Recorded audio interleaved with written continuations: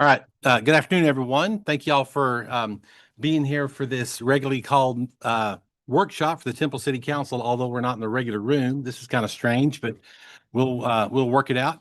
It's currently, is that 3 minutes after 1? First item is public comments. We've got a couple of folks that have signed up. So Roy, you're up.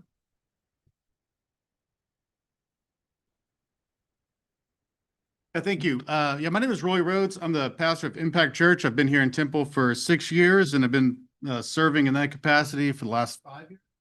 Our congregation has a lot of intersection with our unhoused community, and have in that capacity, I've been able to serve in as in a few different ways, in being a part of seeing the development of the strategic plan for homelessness and mental health over the last few years.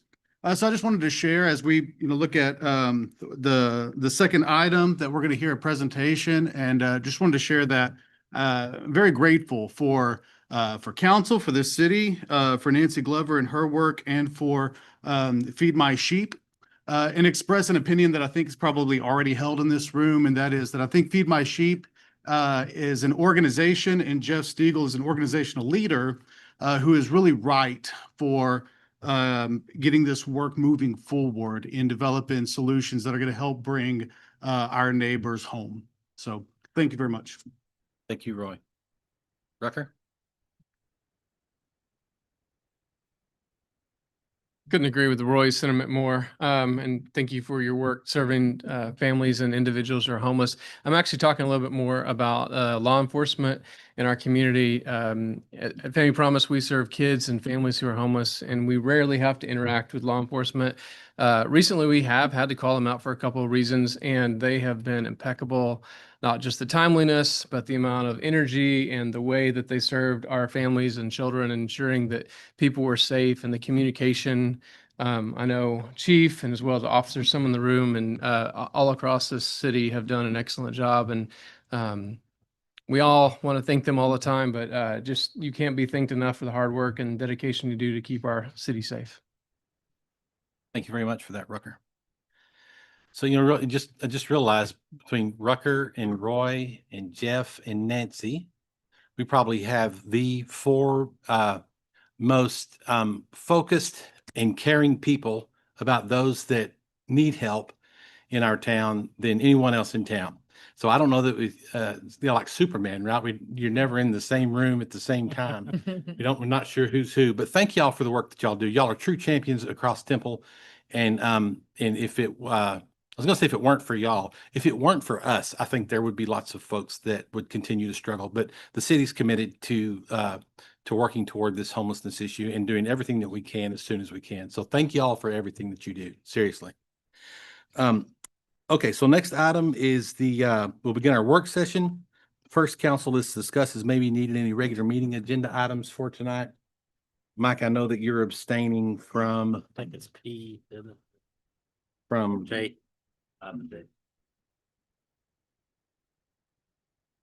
Bottom of the third page, Steve. Okay. The TTG. Emerson. Oh, I'm sorry. Yep, Emerson. Okay. Very good. Counselor staff, is there anything else on the consent that needs to be either discussed now or removed for, oh, I'm sorry, it was right here on my notes. Anything else that needs to be discussed or removed for further discussion? Mayor, I think, Brian has some slides if y'all would like to talk about some of the zoning cases, and we have some, I think, updates on maybe a few requests for tabling a couple of them. Okay. All right. Like to go through those at this point? Okay. Let's do it. Before we jump off that, anything on consent before anything else? We're having. Okay. Nothing from council? All right. Very good. Brian? All right. Excuse me. Good evening or good afternoon, I should say, and welcome Councilmember Kirkendall. And so starting with 1252 Honor Lane, this is the community center for the Lee Crossley Veterans Center rezoning request. This has been requested to be tabled one more time an additional 2 weeks to see if something can be worked out to sell the property and keep it as a community center. So but you know the property here, East Avenue Inn, has been tabled previously, and we'll have a full presentation on this in 2 weeks. But just a reminder that the neighbors have been overwhelmingly opposed to the rezoning request. Staff is recommending disapproval, mainly to be in alignment with previous city positions on support of this project, but also to ensure compliance with our comprehensive plan. And so P and Z recommended 7-0 with 1 abstention to disapprove. And any discussion on that can't wait until the 17th? A question. Yes, sir. I understand deny it, and I would probably agree with that. When we had the presentation from the owner at the last workshop, Mhm. she made the point that, if you decline the zoning request, I mean, we've still got a strange building that might Right. be vacant. Can anybody give me a ballpark on what it would take to rehab that or retrofit it into the guts of it, like one of the other units on that street? Right. I don't know the specifics, but based on what the owner has indicated, because of course it was built as a small community center, retrofitting it as a duplex or 2 units, single family attached, would be cost prohibitive, at least for her. So that hopefully that answers your question, but in terms of, Absolutely. Thank you. you're very welcome. Very good. Thank you. I All got- right. on Yes, this, sir. Would that be allowed? Would that be in an SFPD or SF, whatever it is? Would that be allowed to be, duplex or single family attached or anything, since the PD had that being a community center, correct? Correct. Right. So that's a great question. And I think that may be something I'll have to rely on our city attorney for that. But my interpretation would be that even converting that back to a duplex or single family attached would not be allowed by the PD, since it specifically identified that property as a community center. Correct.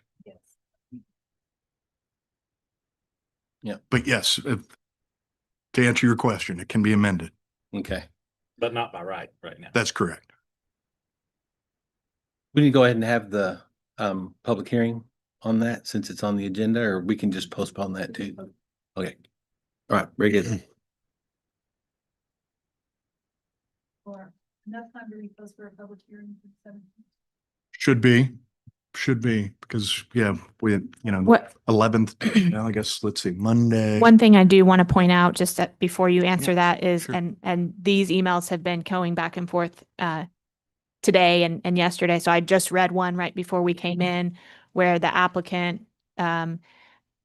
basically I asked her based on her asking if the city would partner with the nonprofit at a specific purchase price. And I told her we would be willing to talk about that. Did she still want to have this hearing, or did she want to postpone it? And she came back and said she wanted to postpone it, but she gave a very specific timeline. We will not be able to meet that timeline. She wants a kind of a bona fide offer by July 10th.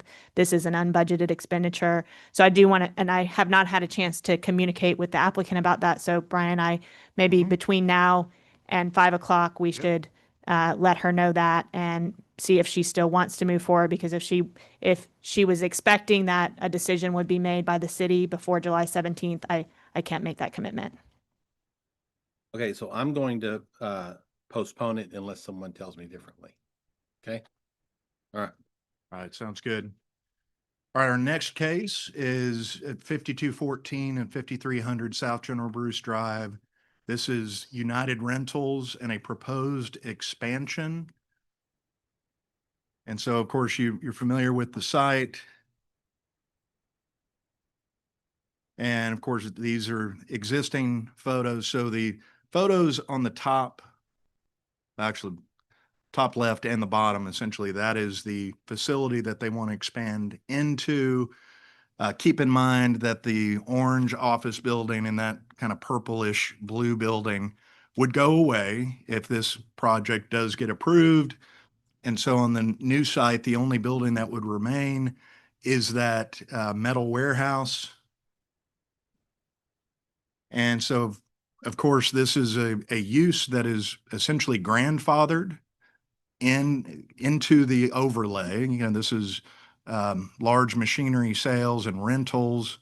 That is not allowed today. It was allowed when United Rentals first located there prior to the adoption of the overlay. And so expansion requires a plan development. There has been a lot of back and forth with the applicant trying to see if there's a way to get to yes. Ultimately, this is what has resulted. A variety of different types of landscaping, continuous landscaping on the frontage. Also preservation of trees where they've deemed feasible, and planning and zoning. So staff has not recommended approval. However, we did give some alternative recommendations if P and Z and council wanted to consider it, you know, then with these conditions. And so essentially that's what P and Z approved. And so those conditions are on the screen here, and they actually added one, but you know, bottom line is that it would include ornamental fencing along the entire perimeter, not perimeter, but the entire frontage of I-35, trying to create some continuity and improve the existing site in addition to allowing the expansion of the non-conforming use, preserving most of the trees where possible, but they wouldn't be able to preserve, you know, according to them, it just wouldn't work to preserve the 36-inch live oak. And then the landscaping and the right of way, but also on the expansion, meeting the landscaping requirements verbatim for the overlay. And that's landscape buffers on their property, the 15% minimum. They weren't able to do that on the existing site, which I guess does make sense. If they're expanding, then, you know, utilizing existing area that they've clearly run out of to landscape, you know, they were much more willing to landscape the new site. Using compacted asphalt millings rather than paving. This is not technically parking. You know, this is inventory for their large machines. So our code isn't explicit in terms of what material is required, but of course the overlay don't want it to look like a perpetual construction site. So they are doing asphalt millings rather than road base, which is essentially what they originally proposed. And then a new, number 12 is a new condition. And we talked to the city manager about this yesterday just to get a little bit more clarification. P and Z added a condition that the existing buildings on site, that those get improved. The applicant agreed to that, but what does that involve? And so Bren suggested we look into that. We have met with the applicant today and are proposing the following language to kind of clean up what that may mean. That would also implement the intent of what P and Z wanted, and that was to have a little more uniformity. So that would include painting all the buildings, you know, to match each other. So that was clear in terms of P and Z's intent, but also adding a structural canopy over the office entrance. You know, a lot of those buildings, as I mentioned, are going to go away. There's really limited amount of what can be done to those existing buildings for them to make financial sense. But so that is at least adding that structural canopy that's on the existing site and working with, you know, and that's a requirement if it were a new building within the overlay anyway. So that we've attempted. That's on the side that they're wanting to acquire. That's the tall that's metal actually building. on the existing. Got it. Yes, But- their yeah, but it's existing existing site. next door too, but we're talking about just the new property they're acquiring. We're talking about actually both of them, painting all of them. So Sure. it'd look like more like a consistent campus. Yeah. but then adding the structural awning to essentially their office. That would be the only place where people would be. On the tall building that's going to remain Yes, sir.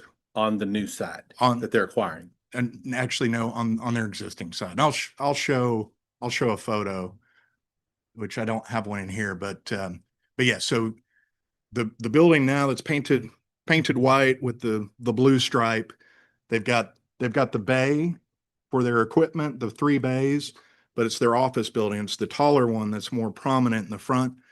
That's the biggest building on the site. That's where people office now, and they'll continue to office regardless of what happens here. But, you know, if the expansion's approved, but that building to add the canopy. The history of this Yes. request is that it went to P and Z the first time with a staff recommendation for denial because it's a not allowed use within the I-35 overlay. The P and Z asked the applicant to go back to the planning department staff and work on upgrade. They said, we will consider a recommendation of approval if you incorporate improvements to both the existing site and to the site that you're trying to expand into. So the applicant worked with Brian and his staff. They went back to P and Z with what they had been willing to negotiate to. And P and Z said, okay, we'll say yes, but we want one more condition, which is we want you to do building improvements to both sites. And my comment was that is very unprecise, and the applicant basically doesn't want to do anything, right? So we need to tell them specifically what it is we expect, because they don't have, their expectation is to do just what we require. So we just need to be explicit in my advice would be to be explicit with what you are, if you are going to move forward approving this, to just be clear, because they're going to do what you ask them to do, but they're not looking to do more than that. Absolutely. Thank you, Brian. And just to be clear, it's the photo top left. It's that taller building, the one that's most prominent along I-35, where that office is in the front. So adding a canopy over really kind of that entire office, a structural canopy that once again is an architectural option and a menu of options if they were to build new in the overlay. And just so you know too, I have it's a backup slide in my full presentation. I guess it's in here, but in terms of the menu of architectural options, that was something that we kind of threw out there for the applicant to say, hey, what about repainting all the buildings? They had already agreed to that. And then providing 2 of the other options, you know, awnings being one, canopies, storefront windows, adding a parapet. So that is something as well that could be considered if we want to get there. We have a list of those options somewhere. Yes, to sir. Look at if we want to try. In that. fact, yeah, it should let me. Yeah. Let's see, hold on. Yeah, it's in there. It's in there somewhere. I'll make sure that Okay. it's in a presentation I updated today, so I'll make sure it's easily accessible. Brian, the mayor asked me a question and I thought I knew the answer Okay. to the construction question, but I'm looking and I may not compacted asphalt millings. Is that still pretty loose? I mean, I know asphalt millings, I know that I've heard it compacted, Right, and back of the room may know some of that too, but. right. Um, So, and I don't know the specifics other than, you know, and so that is something that the applicant who will be here, in fact, the applicant is probably en route from Arkansas. He was driving here today. So I know he's going to be here at the regular meeting, and he said he was going to log in virtually if there were questions that need to be answered now. We just want to give him probably a minute to pull over.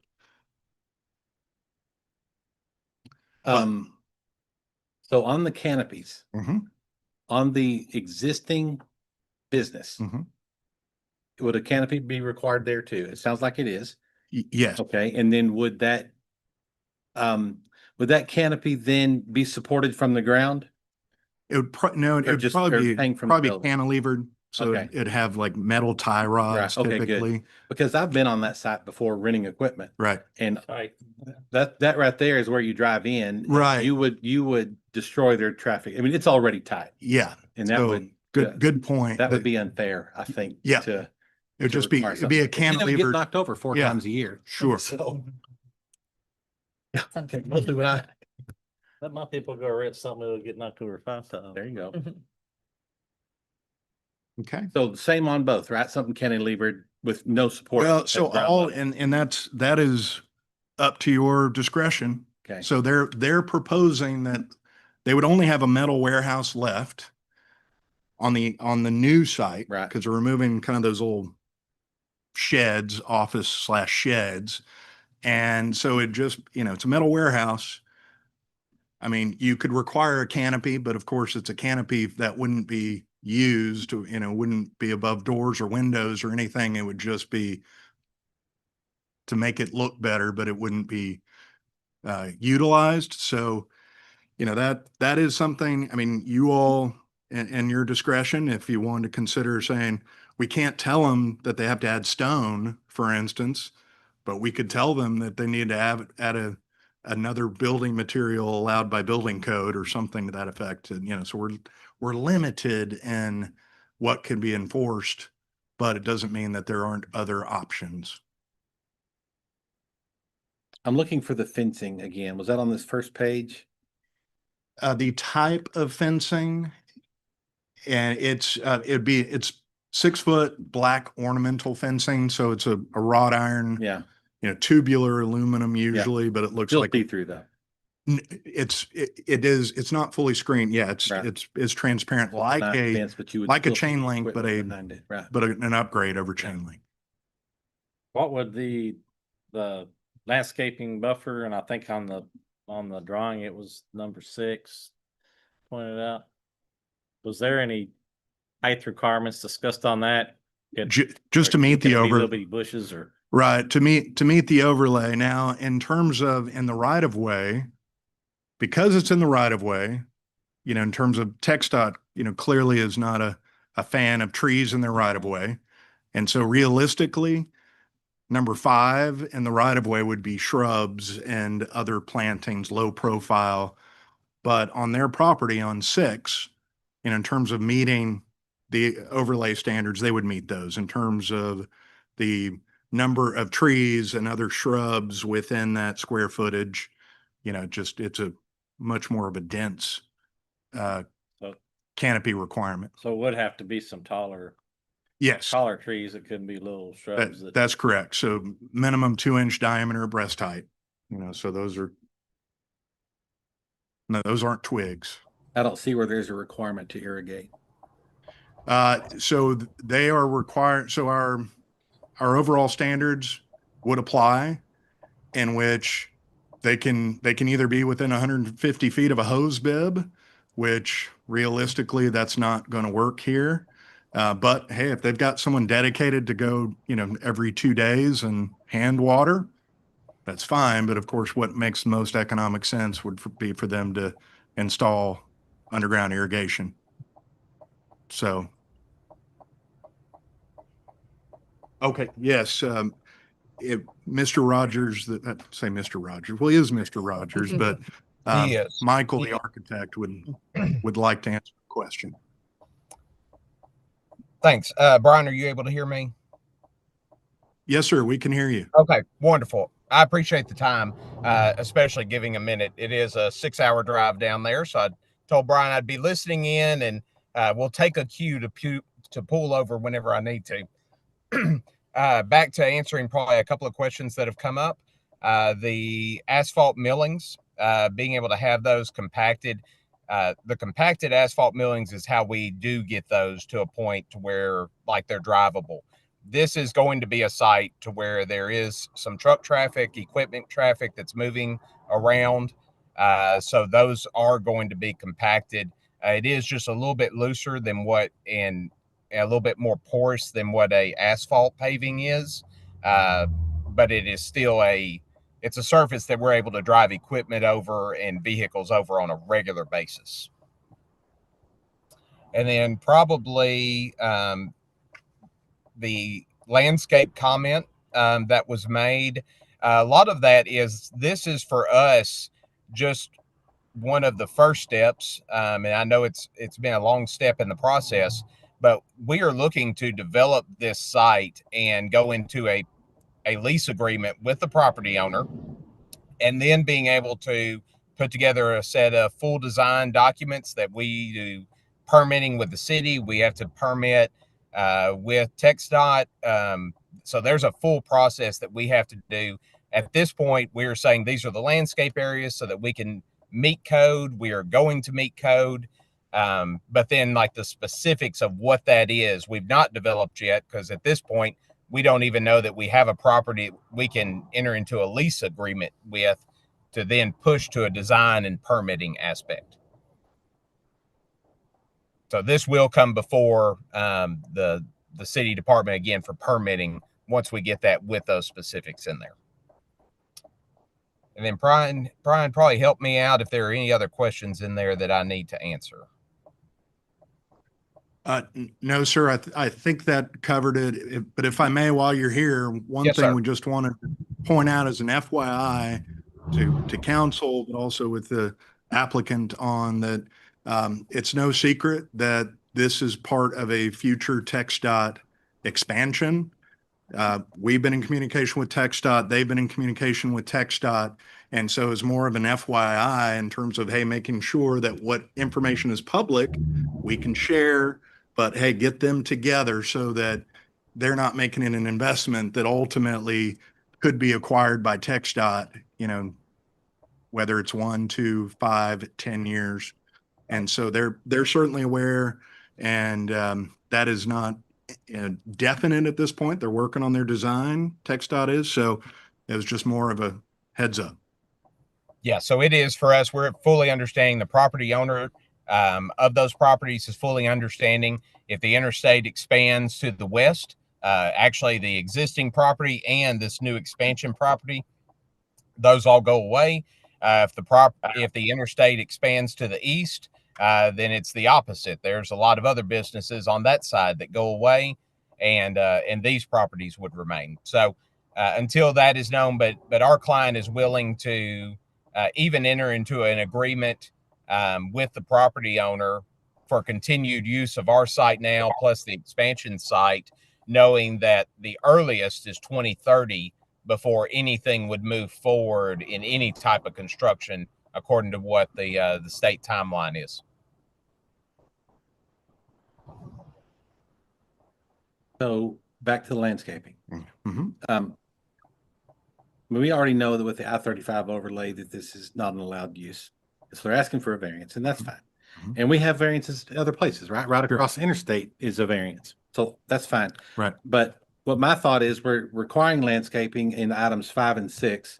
And then if it's not irrigated, which, it may or may not, I mean, they may or may not put forth the manpower and the effort to keep everything alive. Right.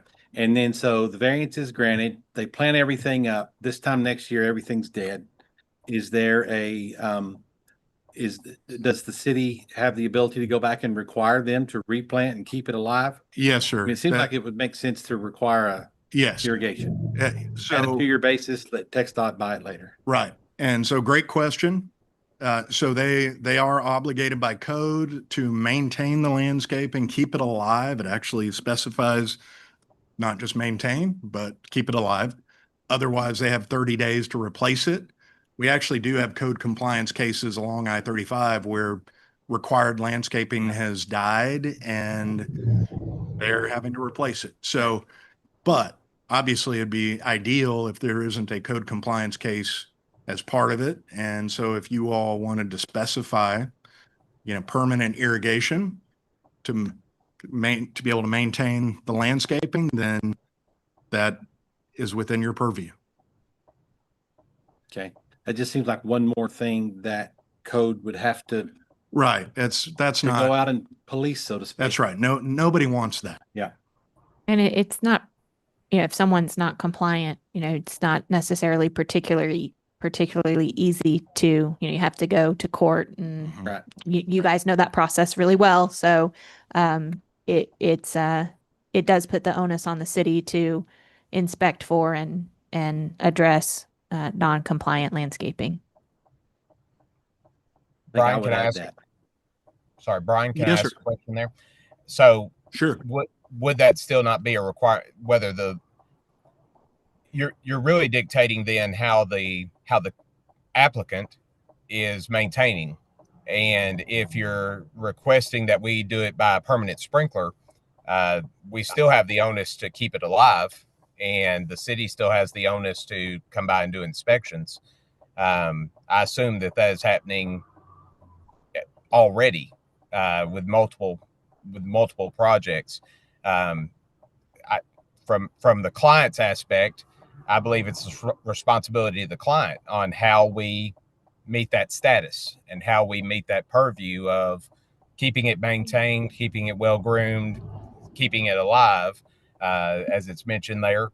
How we do that, you know, in my recommendation, I guess from representing the client, let that be on us, because you're still checking to be sure that it's well maintained, whether we have a sprinkler system or not.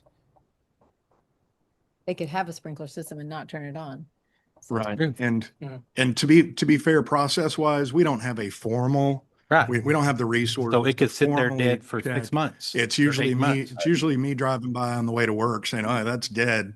Right, Buford, can you send one of your guys out? right. And then Buford's That's not a guys go problem. out and they do it, and then it's 3 weeks, and it's Yeah. and then it's summer. The summer's gone by, and it's still a bunch of dead stuff on I-35 where we granted a variance outside of what is compliant with the overlay, and they didn't. The variance isn't being met.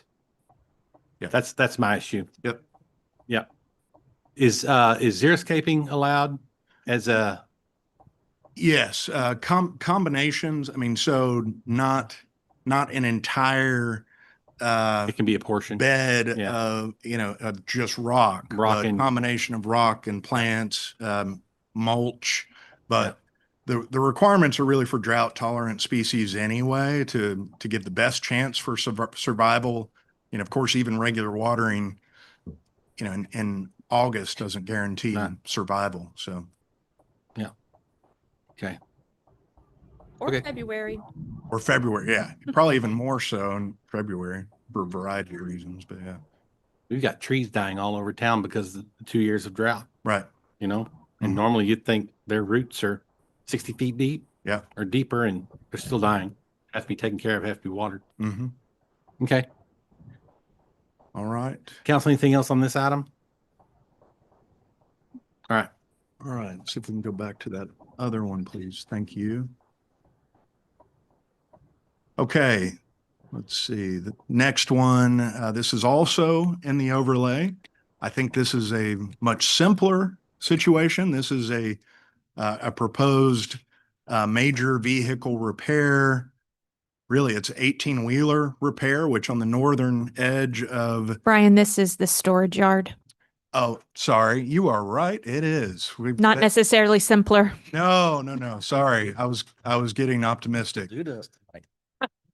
Well, yes, it's a great day to be a new council person. Yes, but lots of action on I-35. Yeah.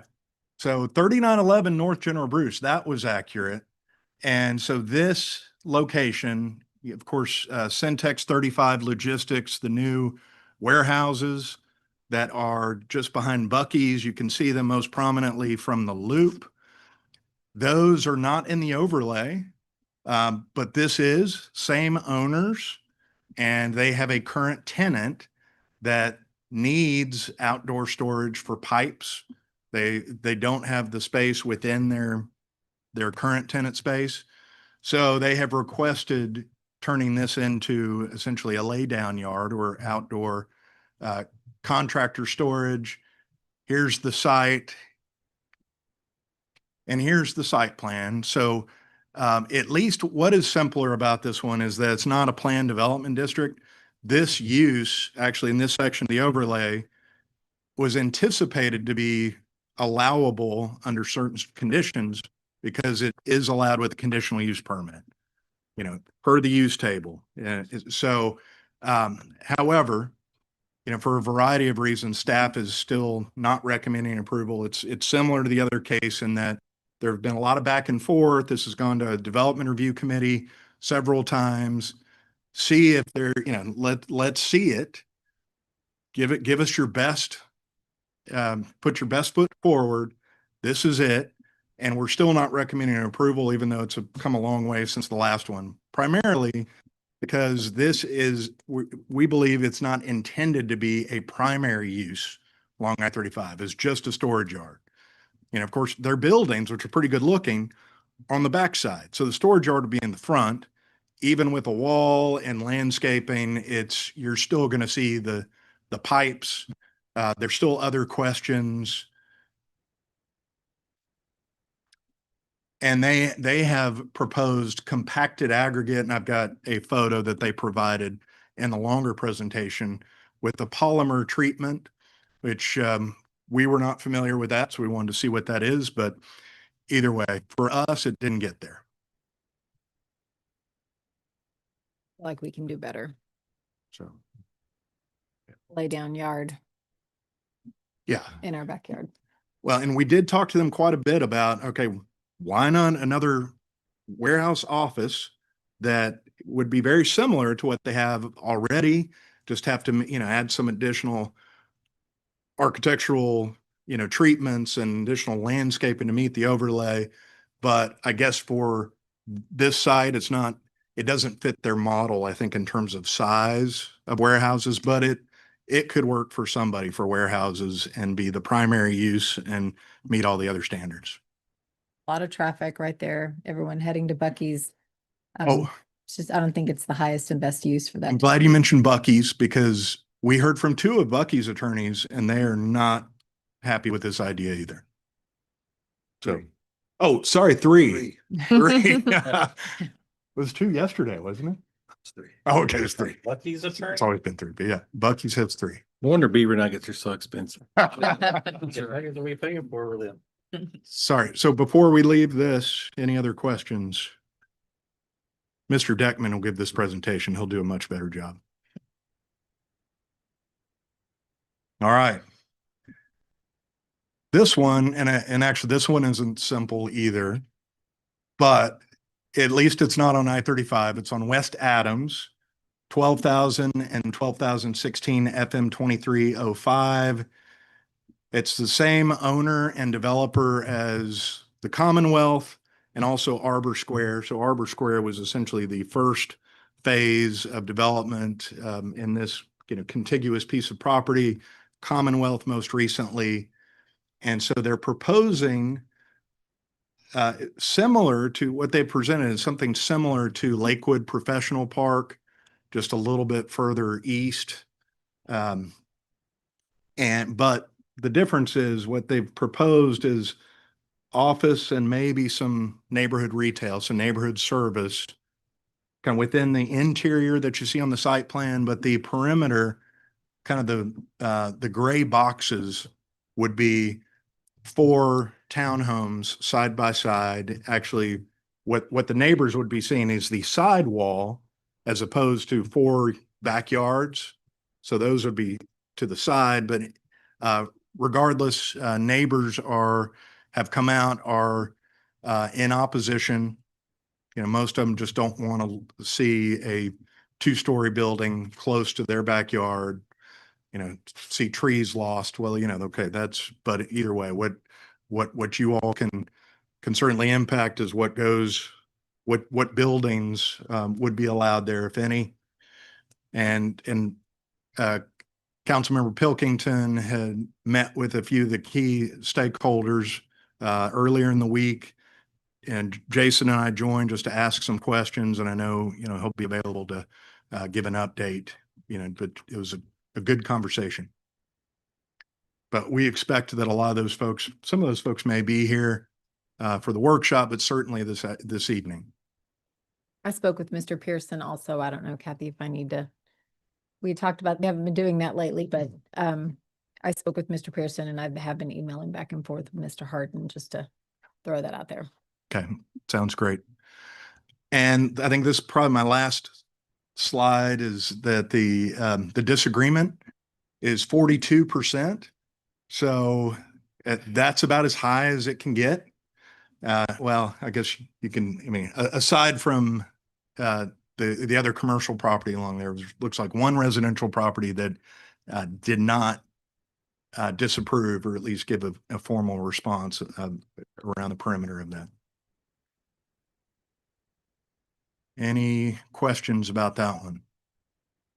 So 11 and 12 are moving forward to presentations and votes, right? Yes, that is correct. Okay. No, 11. Wait, which one? The Okay. the lay down yard is tabled. Oh, Or they've requested to table. okay. Okay. All right. Let's. Sorry, yeah. So that'll be a 17th as well then. Based on the updates to that. Right, and 11. Okay. Yeah. All right. We hadn't mentioned that before we moved on to 12. Yeah, thank you. I missed that. All right, last one that is not requested to be tabled. This is also within the I-35 corridor overlay. This is 6618 North General Bruce Drive, Keating and Sons Tire. They currently have a mobile business locally, and they want to have a brick and mortar business to repair 18-wheelers. Seems to be a place where that makes sense. And the code envisioned that by allowing major vehicle repair in this section of I-35 with a conditional use permit. So that's what they're asking for. Conditional use permit. You can see the location on the northern edge of our city limits.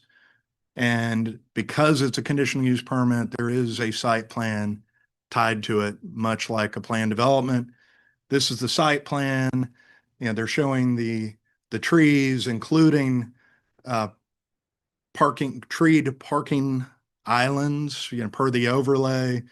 The building would have to meet the architectural standards of the overlay. You know, they're expecting to meet the overlay, and what they're showing here is pretty darn close, but it will be confirmed at permit that it definitely meets all the overlay requirements. Keep in mind that because this is the industrial sub-district of the overlay, it's a 10% landscaping requirement, not the 15%. So, you know, there's a little bit less landscaping required, which makes sense for these kind of uses. And that's all that I have. Any questions on this or any of the previous For ones? 18-wheeler.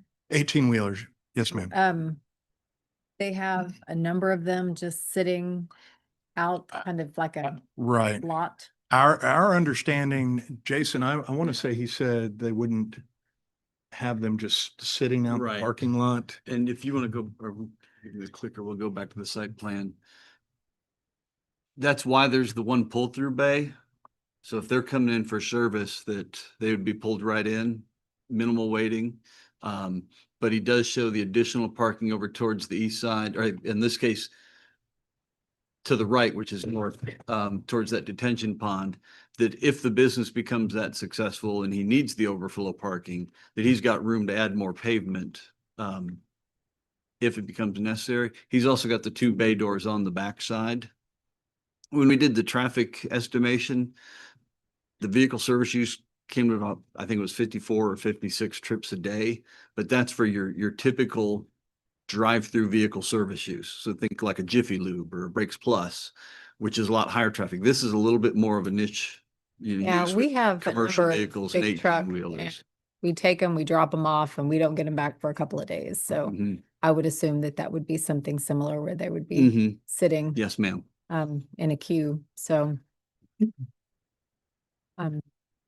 They would have, the landscape buffer requirements would apply to that north side as well. They're not showing it mhm. on the site plan, but that is something that, you know, regardless of, you know, if that's a future phase, that does not exempt them from providing the landscape buffer, you know, that width, which is either 5 or 10 feet based on the lot area. But, you know, if they were to expand, they may just have to move that buffer. That's just part of it.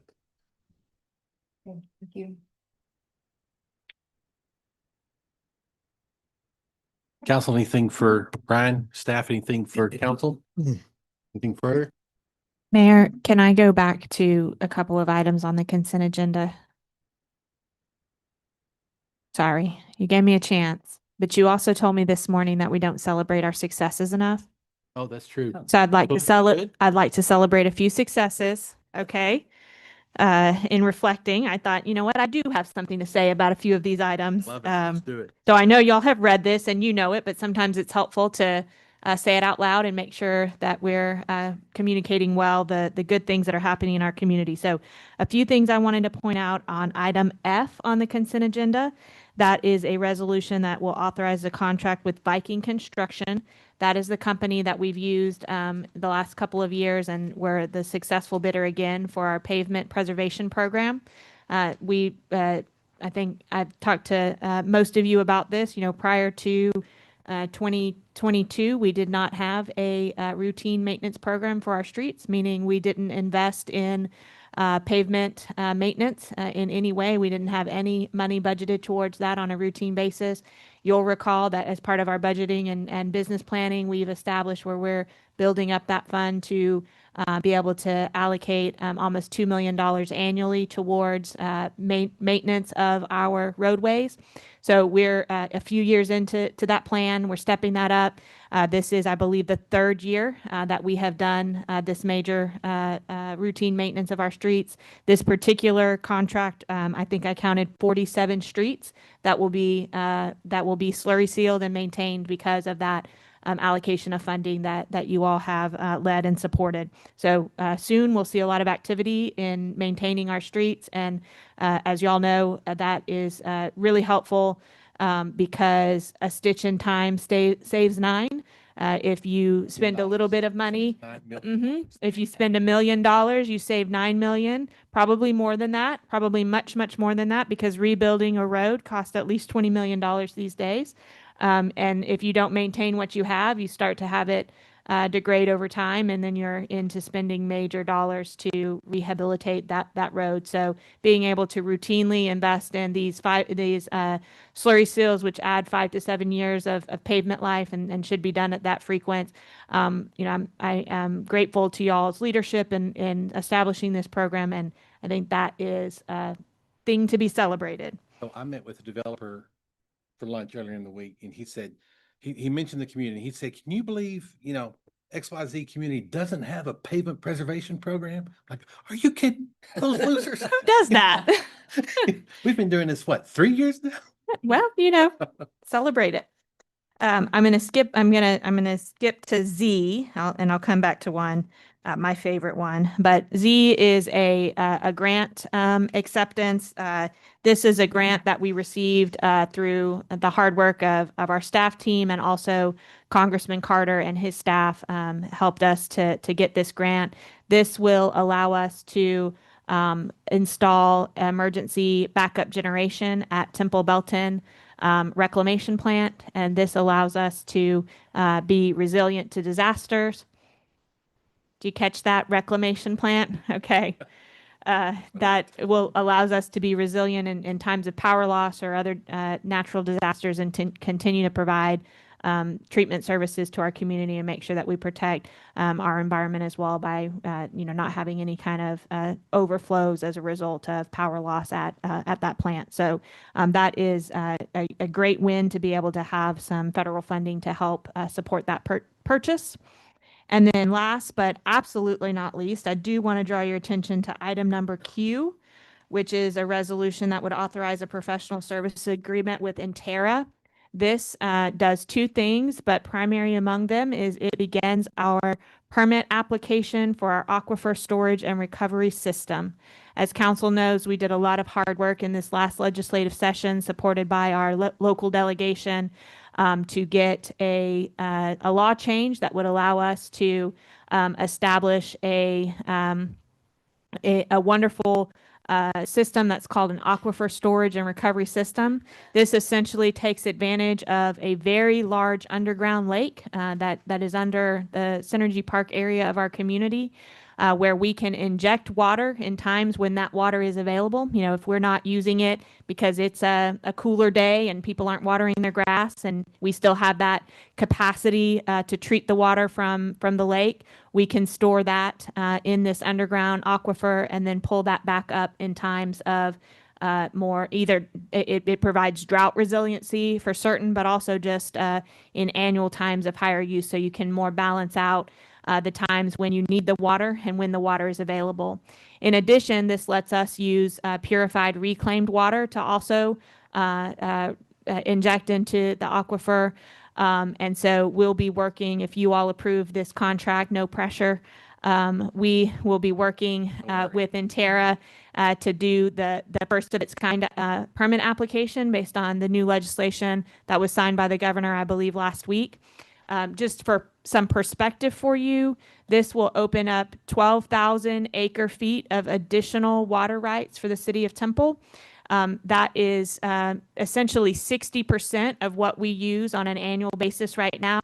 It's a 30% addition to our overall water rights. This is a 1962 type of moment for you, so I would be remiss if I didn't point out that while and y'all know the reference to 1962 is a city council that the city council in 1962 approved an action whereby we bought storage rights in Lake Belton, which provided 18,500 acre feet of water capacity that has served this community very well. And with this action tonight and the upcoming process that this will kick off, you will have made great strides in adding to that legacy and building on for the next generations. I believe we could put an S on the end of that to come. And at what cost? Sorry, I do not do a good job of celebrating our wins, but that is a really big win. Thank you. And also a 30% increase in overall water capacity at 10% of the cost if you were to go buy that water. I think at a Also. minimum, Yeah. to develop out the well fields and the, you know, the pumps and the injection that we'll need to do that. It just, and that's, I mean, again, that's if you can find the water because it's far away. So you have to put in a very large pipeline that costs billions with the B dollar. This allows us to maximize what we already have access to and provides an opportunity to store that in a way that is essentially evaporation proof. You know, so it's a really good opportunity for the future of our community. In this economic development climate, if you don't have water, you're dead. There's your prospects are minimal now. And in life, you know, I mean, we need it to sit. I mean, it's that important, right? It is that important that water is life, and it sustains a community both in just the quality of life that we enjoy as individuals. You know, whether it's in a splashing in a splash pad on a hot summer day, or you know, if it's for commerce or industry as well. It's important to the community that we are and that we want to become. It's important to our medical community, you know, with dialysis, if you think about that, or just the operation of the hospital requires that asset. And so we are the community we are today because of the investments that were made by the generations that came before us in water. And this is our turn. Well said. I know it's a replacement truck, but I think item B, the new brush truck, is a win for the community too. I think a lot of people would consider I that. would agree. I saved the ones that we've got some separate presentations on, but yes, we're going to let the team talk a little bit about brush, but we have a couple of items today that the brush truck being one of them. I already bought it. It's already here. So hopefully you approve it. Else, like I said, I got a brush truck to rent you. That's bad news if your truck gets repoed. Right. So we are looking forward to putting that in service, and we've got some plans we'd like to talk with you about getting back on track with that service here tonight. Also lets a company that's asking for a variance on I-35 irrigate their landscape requirements. Yes. Do I need to move Item on? number Oh, sorry. S, on council, we get a lot of questions about Midway Drive. Hey, So that's it's nice to another great see, one. Yes. that the design process is starting. I know that Councilmember Kirkendall, I'm sure will have his ears full here soon, but it's Already have. nice to see that happen. That is a very big one too. Yeah. That's why he wanted to be appointed. I did that fix it I today. did that just for you, Councilmember Kirkendall. I thought it would be great if you could approve the design contract for Midway on your first night on City Council. Very gracious. So as a fellow South Temple resident, I'm looking forward to this project moving forward because it is obviously it's a major arterial that serves the south part of our community, and it is in need of some attention. We should pull that one and let him make the motion. We should. That's a good idea. Council member or not, I've heard a lot about that. Yes. So we're going to pull that item Yeah. seriously, and Like we're going to that. let you make the motion to approve. Only good. second it since my district runs down the middle of the street, so. We'll Yep, share it. there you go. All right, let me make a note so I don't forget. Yeah, that actually splits your district. Yeah, so you might have to arm wrestle for it. I think my half's the worst half, dudes. You're the problem. All right, very good. That's all good news. So thank you for pulling that. We met this morning and I said, you know what, we do a lot of great things. There's some things that aren't going so well, but we do a lot of great things and we need to celebrate those. So thank you for taking a minute to, somebody ought to write a newspaper article and maybe put something on social media. Thank you for the reminder because I as I told you this morning, I often look for, all right, what's next? Let's go. Yep. And it is important to stop for a second and say, hey, we got some good things going on. Very good. Thank you for that. All right. I know it's weird to get excited about striping and water, but that's exciting. So next item. Hey, I'm is- sorry, one more interruption. Oh, yes, ma'am. But if we do finish a little bit early today, I hope we might be able to, because another piece of good news is I asked Chief Reynolds if he would maybe deliver us an opportunity to take a sneak peek at the new mobile command post that arrived yesterday. And so if we have a few minutes between the workshop and the council meeting, he's got that parked outside and we can get a quick tour. That's the one we call the Chief's RV. No, we don't call it that. No, Chief? Okay. The person who called it that is not here. Oh. All right, moving on to item 3 is to discuss revising and amending Chapter 15 of the Code of Ordinances related to the collection of brush, refuge, and collection of bulky garbage. Don and Justin and Brand, do you have a, I'll Pardon? We need to. oh, did I skip one? Yeah. I'm sorry. You back out. It's been so long since we started item 1. sorry. Item 2 is to receive a presentation regarding updates to the homelessness and mental health strategic plan. Ms. Glover.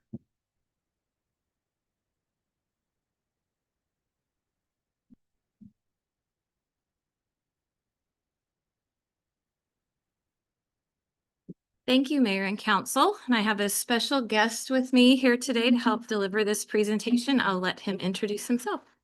Jeff Stegall from Feed My Sheep here in Temple. So it's an honor to be here. All right. So we'll just dive right in. Wanted to come to you guys and give you an update on our Operation Rise strategic plan. Just want to point out on our opening slide that this gentleman really represents Operation Rise. His name's Kirby. He was brought to us by Judge Person. He was having some issues with municipal court, was also experiencing homelessness, had been jailed. She called me and told me about Kirby. We were able to get him into, after he was able to serve out his sentence, we got him into the Salvation Army program. He stayed there until we were able to get him a tenant-based rental assistance voucher through the city's program, and now he's in his own place. He also has been working at Feed My Sheep through the AARP program. So he got housed, employed, and is really doing well and being independent. But that all started with just a compassionate phone call from our municipal court judge about this person that was struggling. So that really represents the system of robust interagency strategic engagement, which is what RISE stands for. So Operation Rise started back in April of 2022, just to kind of give you guys a little bit of a reminder of where we've been. We hired Dr. Marbut through Marbut Consulting under a contract that we did with the city of Killeen. And we were looking at that point at a county-wide solution for homelessness. That process went from April of 2022 to January of 2023, where Dr. Marbut provided us with these recommendations broken out by countywide recommendations at that time to establish an Arbor of Hope nonprofit, just sort of an umbrella organization that would manage 2 separate transitional campuses, one in East Bell County and one in West Bell County. He also recommended that we continue to support the operation of the diversion center, which is now open and is doing really, really well.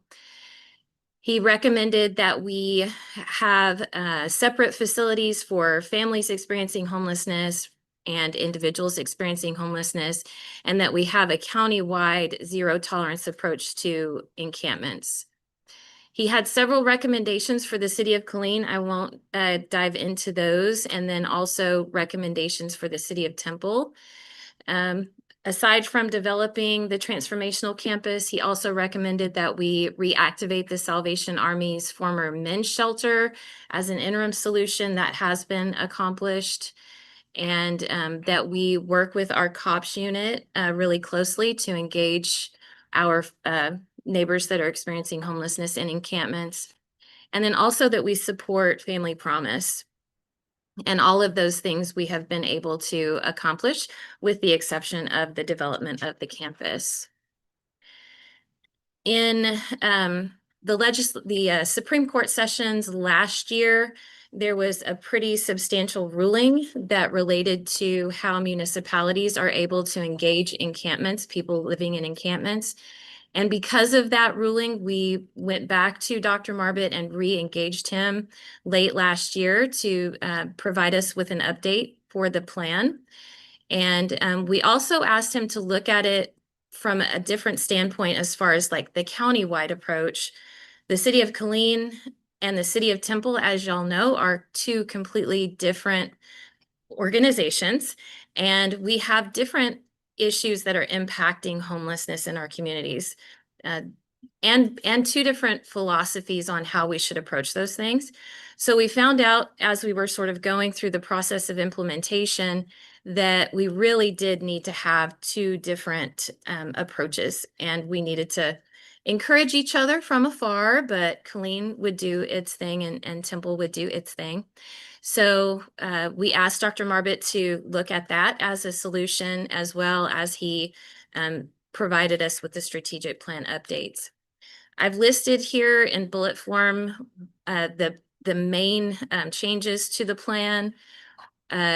He did say that the Supreme Court ruling, and I won't go into super detail, but that would provide us with a lot more liberties as it relates to engaging encampments.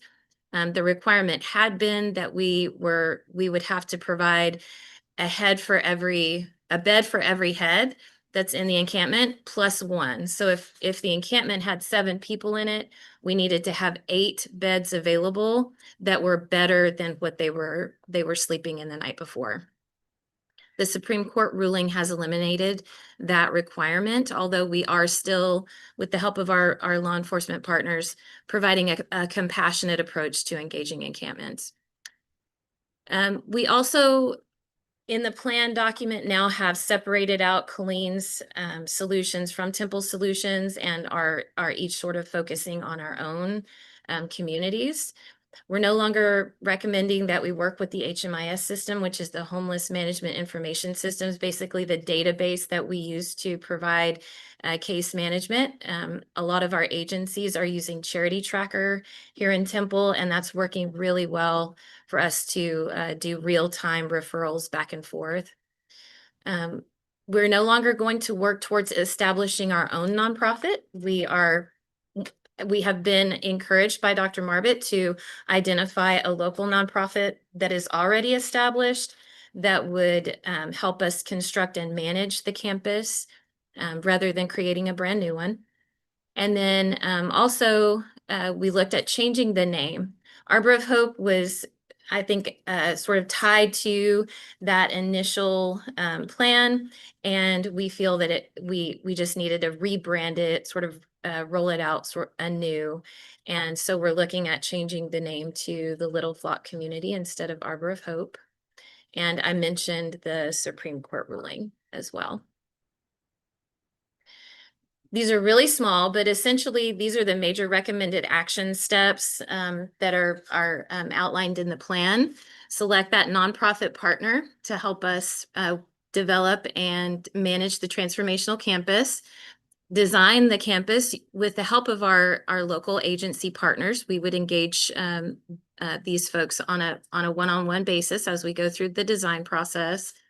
Construct the campus on the Little Flock property. So we still have that piece of land that we had identified for the original campus. We would use that same piece of property. I mentioned that the Salvation Army's men's shelter has been reactivated, so we've already checked that one off the list. Integrating with our Temple PD, which we're already doing as well, and I can't thank them enough for their dedication and how compassionate they are with our people. And then also continue to support Family Promise with their phase 2 development and operations there. And this is a family from Family Promise was housed. Nancy, on reactivating the men's shelter. So obviously, I mean, it says a temporary solution. Does the VA still use that some? I know that we were sort of sharing that with them. How many beds are available in that? And well, or that probably doesn't matter as much as, is it enough for the volume that we've been experiencing? No, it's not. It Okay. isn't. It's really rare that we can call over there and put someone in to a bed. We had contracted with them over the last year to have 10 program beds and 10 overflow beds. Since that contract ended, we no longer have any overflow beds. They don't typically have a cot program, as they called it. If they have a program bed, they'll put someone in. If they don't, they won't put anybody in. So do we have a alternative solution to that right now? No, sir. Okay. Thank you. Mhm. This is kind of a slide here to just show how this thing works right now in Temple is the nonprofits have to work together, and we do work together well. Like Roy and Rucker being here today, this is how it functions. Temple is a community based upon we work together and we take care of our own.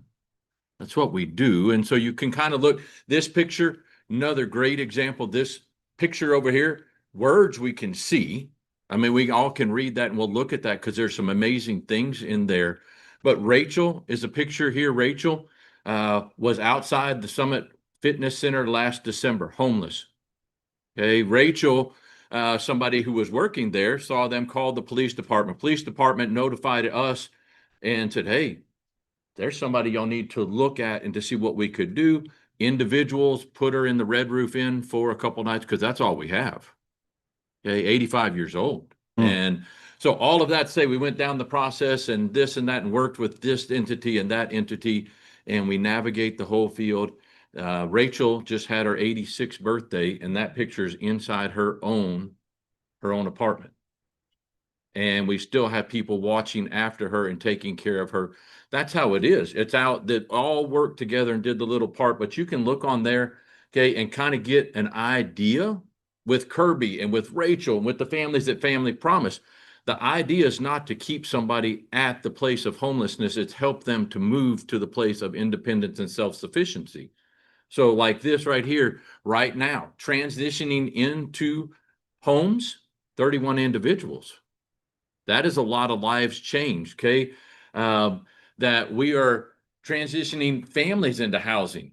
That's 367 that have done that. That reunification, that's people that have come to our area that are not necessarily from our area, that are unhoused. We pay for tickets to get back where they're from, to get back with family. So that's 49 of that. And then out of that, emergency helping families from losing their home, 157, you could see that. And 341, we provided emergency shelter. Okay, the warming shelter, that's Roy, and Impact, I use first name, that Impact. Okay, 2,000 people stayed plus out of the cold because that's all we have.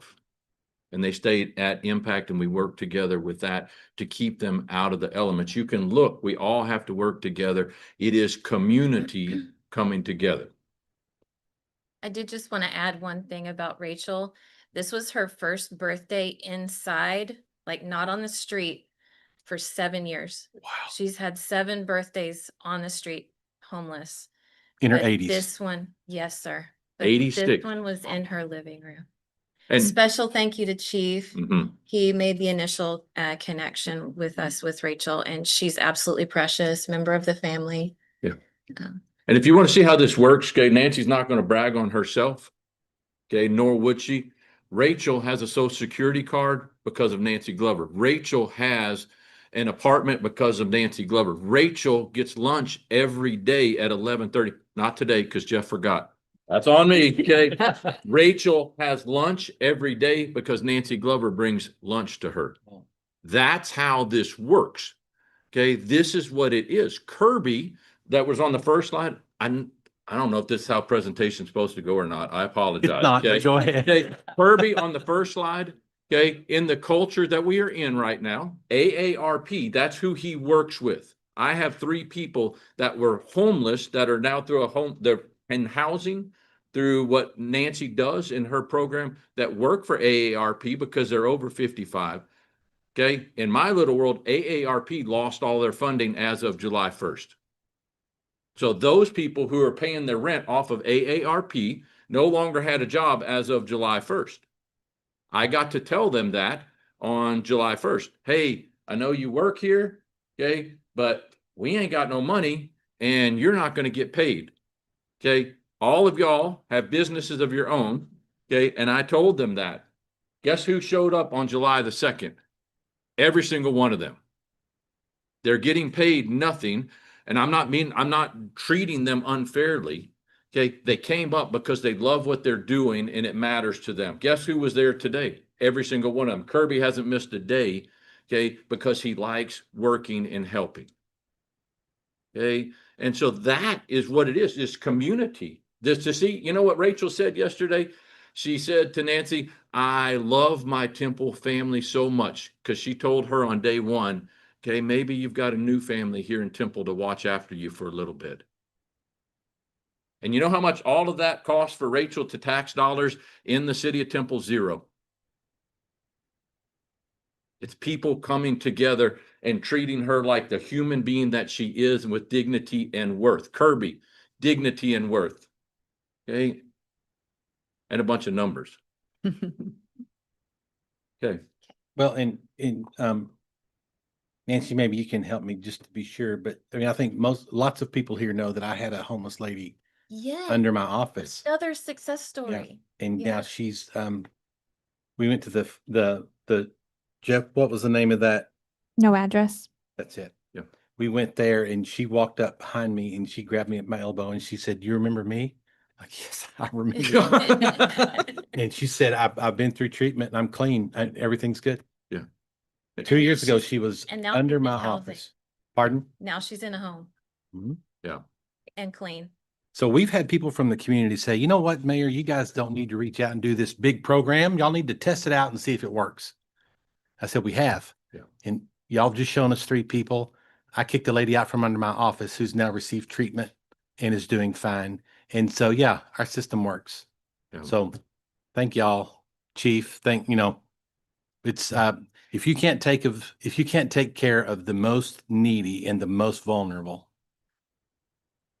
forget Agreed. the rest of it. Like, I can't make the comment that Rucker made. Unfortunately, I have a lot of interactions with the police. Okay, and both way we communicate often. Okay, it is a very good relationship.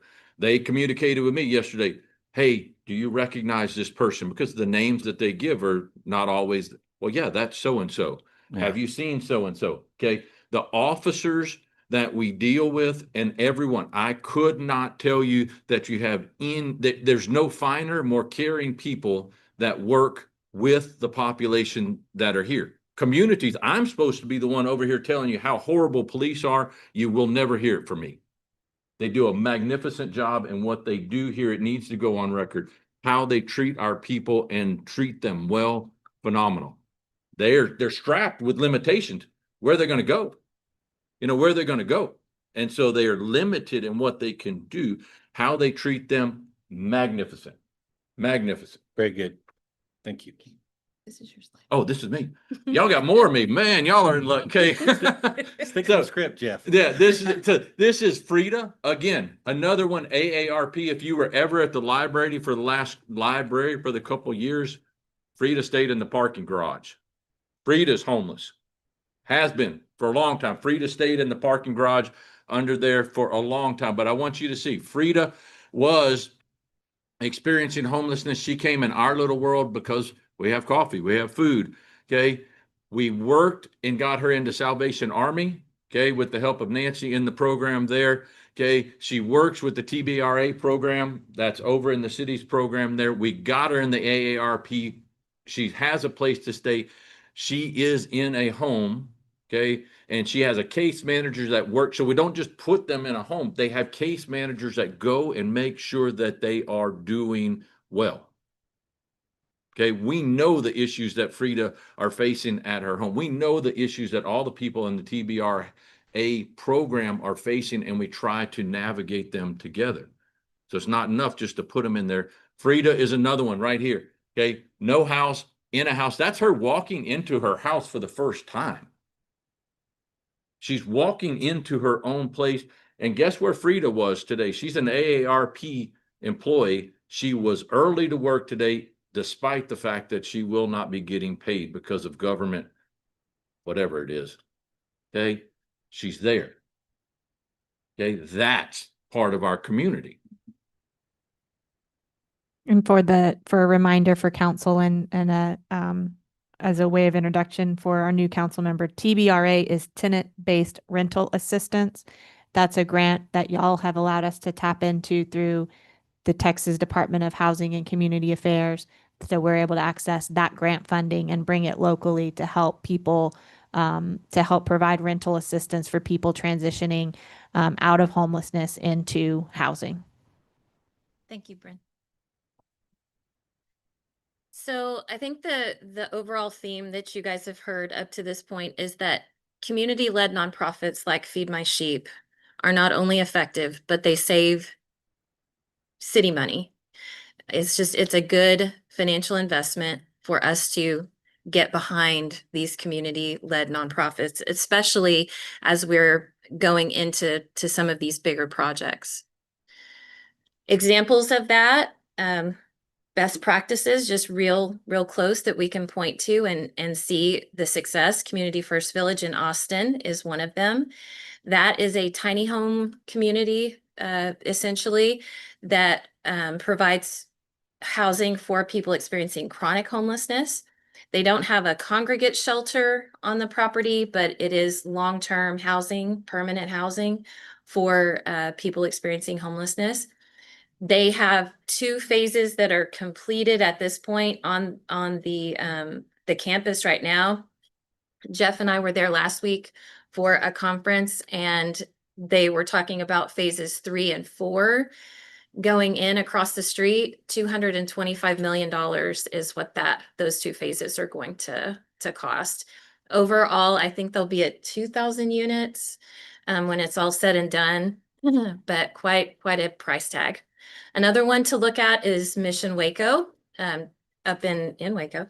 They are building Creekside, and it will have 30 tiny homes, another tiny home community, a rec center or a community center, and some bathroom, laundry, shower facilities. And that 30 home phase will be 14 million is the price tag on that one. Just put this in here to kind of see that since 2022, January 23. 23, just wanted to kind of let you see that if we stayed on the status quo of quote unquote, not addressing it per se, that it does have cost associated with it. So we've got some statistics here to kind of look at, and just bottom line. One, for the police department, look at the amount of money that it costs. Criminal trespassing is one of the mechanisms that police can use to take care of people that are camping. That is a lot of money. Okay. The cost of calls related to the homeless, 311,650. Okay. code compliance. It's cleaning up the camps. Okay, and this camp that we can see, that is, well, it's over by Wildflower Country Club is where that one is. That's 2 people staying in that. So you can see the cost of cleaning up camps and all of that. It's a lot of money. And so the total impact, the cost per se is $839,000 best we could talk about. And that it doesn't have the impact. I know the officers that have to work on some of these calls and deal with these people, the emotional and the mental strain that comes with dealing with this over and over, because there's no place to really go for a solution. Okay, huge. But if you just look statistically, they're trying to say that our number of homeless people in communities like Temple by 2030, they're going to say, Marbet said it's going to quadruple. Okay, so if it quadrupled, which our number, and you can see that what it would come to, then the price also would probably correspondingly could quadruple. And if that did, then you're looking at 3,366,284 that you're going to be looking at to address this topic, if the math is true. Yeah. At this is the mayor mentioned this. We had a movie. So Dr. Marbet, this is the movie he produced. We showed it at Vista in partnership with the city of Temple at this. Bren and the mayor introduced this concept that Feed My Sheep and the city of Temple might work hand in hand in how to address the topic of a permanent solution for the homeless in Temple. And I will tell you, okay, so like, I don't know in the political world or whatever, I proactively use the word homeless. Okay, because I believe the issue is not they are unhoused. Home is what they are lacking. Home is more than just a house. Home is community. It is love. It is belonging and being treated with dignity. Rachel has a home, not just a house. So I'm making sure I'm not offending anybody. I say homeless by choice. Okay, because they're lacking a home. What we are hoping to provide is a place of home and belonging, a community coming along each other to provide a place that is the solution. So this was announced at the movie deal at Vista, and we kind of just said, hey, this is something we're looking at too. This is another step in that discussion process. Oh, okay. This is what we provide at Feed My Sheep, just so you would kind of know, because our animal has changed quite a bit in the last 3 years. We are about providing a meal every day. We do that every day at 11:30, 12:30, we provide a meal for about 200 people. But also at the facility, we're over on Avenue G. We have a resource office, and this is where we work with people to get ID, social security card, employment, mailboxes. This is where we're working with Officer Glover. If he comes in contact with somebody, if they set him up on a plan, oh, you need a driver's license? Go by Feed My Sheep. He can check in to see if they are doing that. You need a social security card. Steps to move out of the situation. That's the resource office. The Sunrise Center, if you've been wondering, the big ugly yellow building, because it's mine, so I can say that. Okay, so but on Main Street, that is going to be for rehab. Okay, so addiction recovery, free counseling, working with UMHB, occupational therapy, physical therapy, counseling program there. And then all the good support systems. I don't mean this rude. This is not a rude statement. All the good support systems that West Temple has, we have them on this side of town now. AA, Celebrate Recovery, Vista Care. Okay, all of the rehab, NA and AA, they'll meet at they already meet. We have a temporary place for this. That's the Sunrise Center. We have a farm just outside of town. That's going to be Elizabeth Farms is a tiny home community for women that are coming out of domestic violence cases, and it's regenerative farming. So we have 6 acres out there. It's going, and it's going to get bigger. Cafe Soleil is, I believe it or not, you can't look at me and believe it, but Blue Zone, I think, is absolutely a game changer. Blue Zone is the game changer of how things could be. Okay. And how people could live, whether we adopt it as a community or not. I don't know all that stuff. But Cafe Soleil is our newest thing. We're going to open up a Blue Zone Cafe, which is right next to Feed My Sheep. We're going to provide good, wholesome, fresh, non-preservative foods and juices on this side of town. access to that. And here's the deal, nobody can argue with me on my pricing model. It's going to be donation based or it could be free. And the quality, so this is going to be Katie Scholl over at Rosie Joe's, who's invested in this side of town, passionate about this side of town. This is the person who's going to run it. Jeff would do it terribly. Katie will do it magnificently, and this will be fresh, magnificent food. Okay, and I will tell you this, I'm not dividing anything up. This will be of the quality unlike any that Temple will have. People will come from all over the community to come have food there and share bread together with people that may be homeless or may not be homeless, but we're all human beings. And the thing that we will share is this food. Okay, that's Cafe Soleil. It's going on. We have a men's center and a women's center open every day. We do laundry, all of that. Okay, we open it all during the day now when it's getting hot, and they hang out in the air conditioning. We do micro industries for the men and women. I've seen it on third world countries. If you want to really empower somebody, teach them how to provide for themselves. Micro industries. Okay, we have a recording studio upstairs. We do our own podcast. And we also, in our facility, because mental health is huge, we have 3 peer support CCS employees and their supervisor that office in our space to address the mental health and wellness. Jeff, do you have the hours of Cafe Soleil? It's going to correspond with ours, so it's going to be Monday through Friday, 9 to 1. The grand opening of that, which Katie reprimanded me yesterday because we're kind of falling behind schedule. But it's July the 18th at our art show. So we do an art show where we have the art is exhibits, is people and explaining why we think they're beautiful. So people of Temple, and then that's where you would come see Cafe Soleil. We've had 2 preview meals with the community clinic where we did a brunch and a dinner based on one of the regions. Magnificent. And invited people just to come be part of that. It was really, really cool. So July the 18th, Got it. go get it on that one. This one, Nancy kind of put this slide together to kind of show y'all in this realm the total economic impact of Feed My Sheep and what we have done.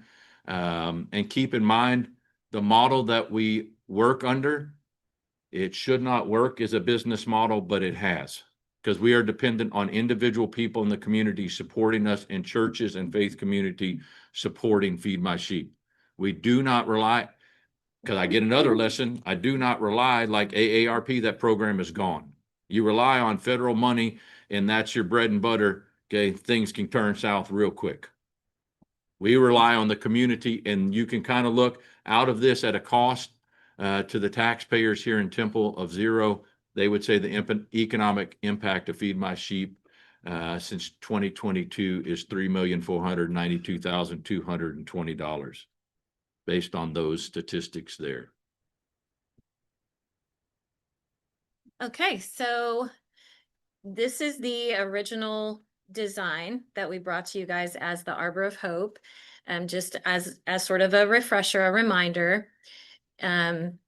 We presented this to you guys, I think it was 2 years ago, right around this same time of year. Phase 1 cost at that time was $17,538,000. That was going to be 150 units total. Full build out of 300 units was going to be $29,500,000. We brought that to y'all, and we got some feedback that price tag was a little steep. So we listened, and we went back to the drawing board, and we have an updated design now. This will include a smaller footprint on the existing Little Flock property, which means a tighter ingress and egress, less expensive. It will have 40 tiny homes, 35 transitional homes, the pallet homes that we already own. We already have those right now, mothballed. Restroom and kitchen facilities, 2 of those, 1 community center that will also provide congregate shelter housing for 50, 25 men and 25 women. We'll divide them up that way. But it'll be a versatile space that we can use for a lot of different purposes. And then a pet shelter will also be included there. We are going to keep the existing house and barn, all of the buildings that are currently on the property. We'll use the house for office space and administrative offices, and then the barn for storage. There's also a garage that we'll use for lawn equipment and things of that nature. So not demolishing anything that's out there, keeping what we have, repurposing it, and thereby reducing the overall cost for this project to $6,145,000. So more good news, and y'all just saved all that money on your road projects. So you could just pay for it just like that. I did break it down for you by funding source. We have identified some funding sources for this. We can get what's called a Section 108 loan, which is essentially 5 years allocation of our CDBG, Community Development Block Grant funding. We can be provided that as a loan and repay it over the course of 20 years with CDBG dollars. So no money out of pocket for the city. That's an advancement of CDBG up to this amount? Yes, sir. Now, would that And be then you your pay it back? annual, would it all of the annual allotment go to that? No, we would pay it back, and I think the figures were at about 240,000 a year would Okay. go towards debt service for 20 years. And I know that fluctuates also, the CDBG grant, but that, if I remember correctly, lately that's been around 700. Yes. Is that right? Yeah, average. Yes, sir. Yeah, and we would sacrifice some programming, but not all programming. We would still be able to do some very impactful things. Okay, thanks. So we can pay for site improvements with the Section 108 loan. And then we've also identified the Federal Home Loan Bank as another funding source. I have had several conversations with them and Texel, which is the local Federal Home Loan Bank member that would be able to work with us on this. They're excited about the project, and we can apply for $2 million for the first grant, and then 2 more years of funding as well if we wanted to do future expansions on that. So that would cover $2 million of the above ground improvements. What you don't see there are the tiny homes, and that's because our nonprofit partner would be shouldering the responsibility of fundraising for that. But we feel really confident that we can get community support and get a lot of those donated, if not all of them.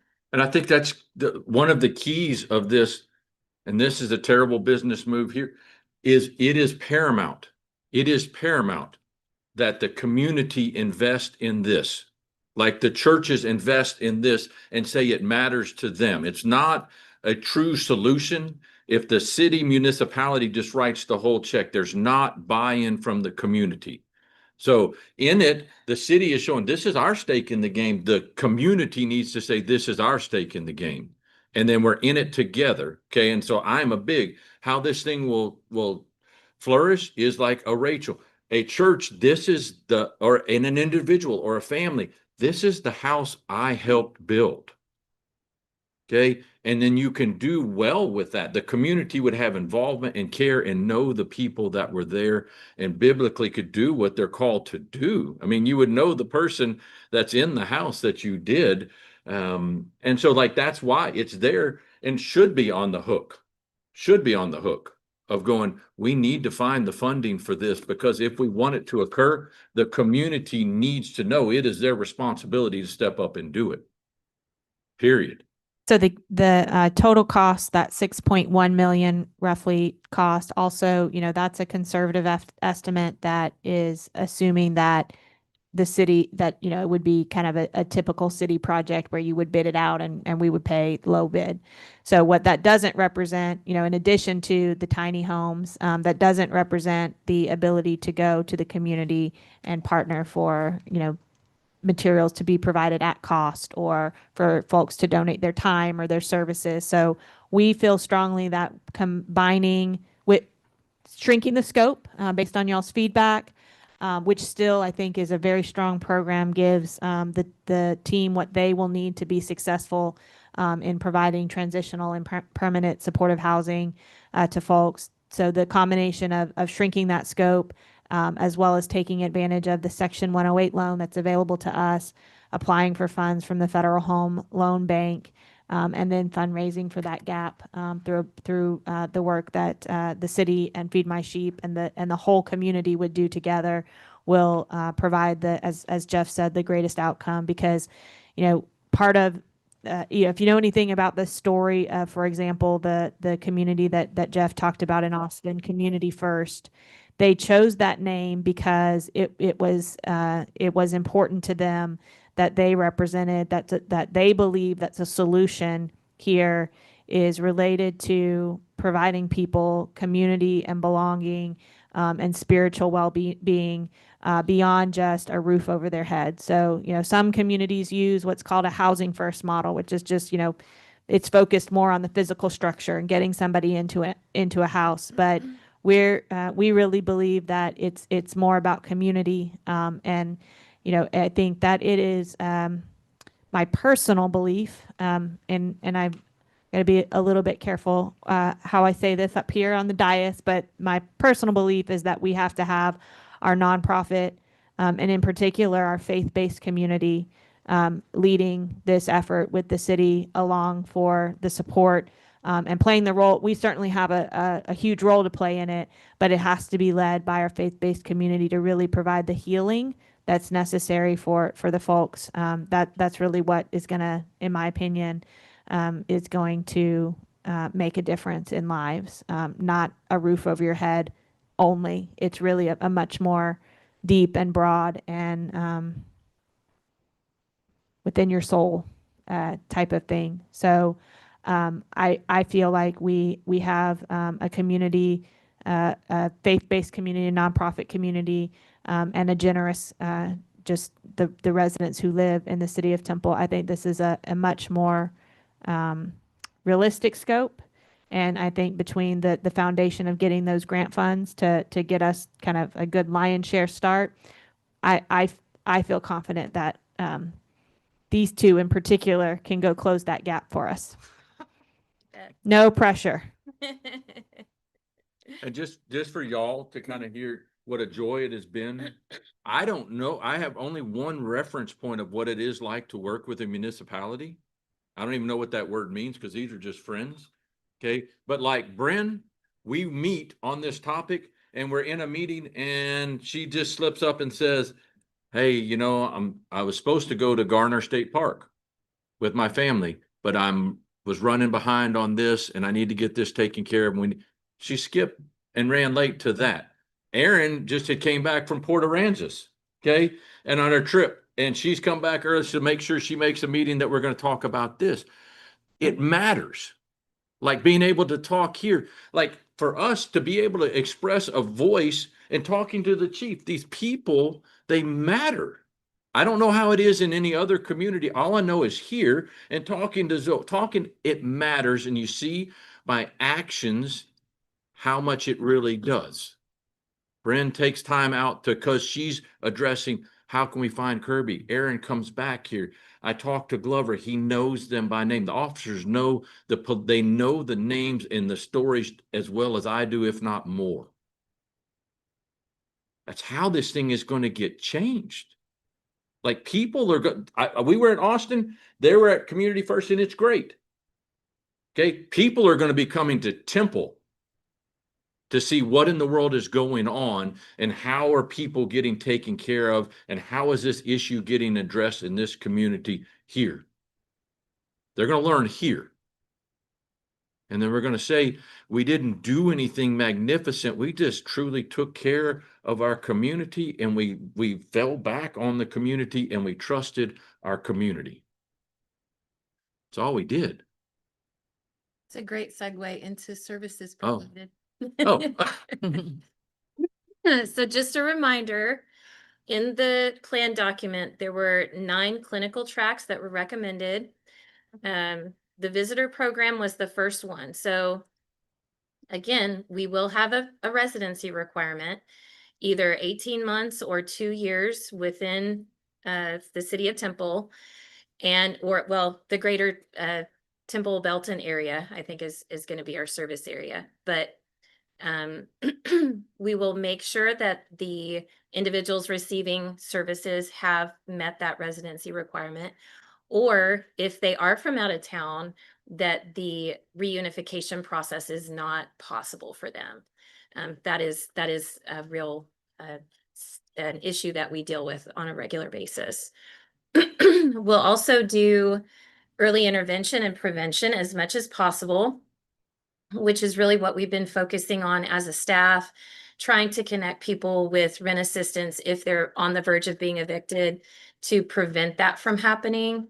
That is something that we will want to try to identify additional funding for in future years, because that is becoming more and more of an issue in the area. We'll also look at making sure that males and females are treated or provided with services that are appropriate for them. Making sure mental health and substance use disorder are a huge focus, because that is 75% of our clientele are struggling with those two things.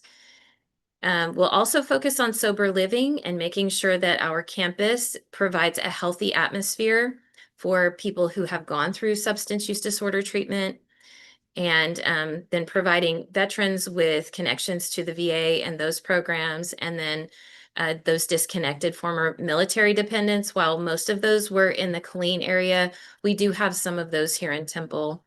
And then last but not least, definitely long-term supportive care. Rachel is a great example. She is ours now. Like, this isn't a 2-year, go check on her, and then after 2 years, we're done with her case and we're closing the file and we're putting it in the file cabinet. She's ours forever. There are a lot of clients that need that. They just don't have the support system that we enjoy with a broader family. And so we have to provide that for them. So that is an absolute must on the campus, to make sure that we have all of those supportive services there. So the next step in our process will be developing a memorandum of understanding with Feed My Sheep to formalize the partnership. And I've listed just some really high level terms within the MOU, understanding that a partnership agreement will be executed at a later date once we have a lot of the sort of blanks filled in. But essentially, we'll work with them on design of the campus, construction and management of the campus, operating standards, and then of course funding. And we've talked about that as well. So for next steps, we hope to have that MOU ready for your consideration at the July 17th council meeting.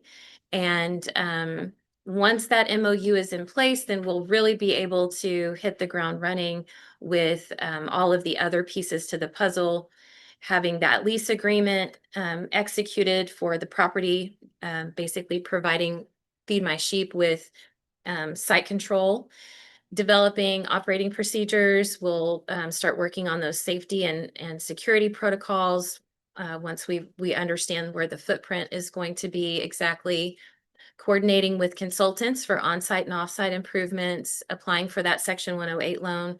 We need the agreement in place before we can do that.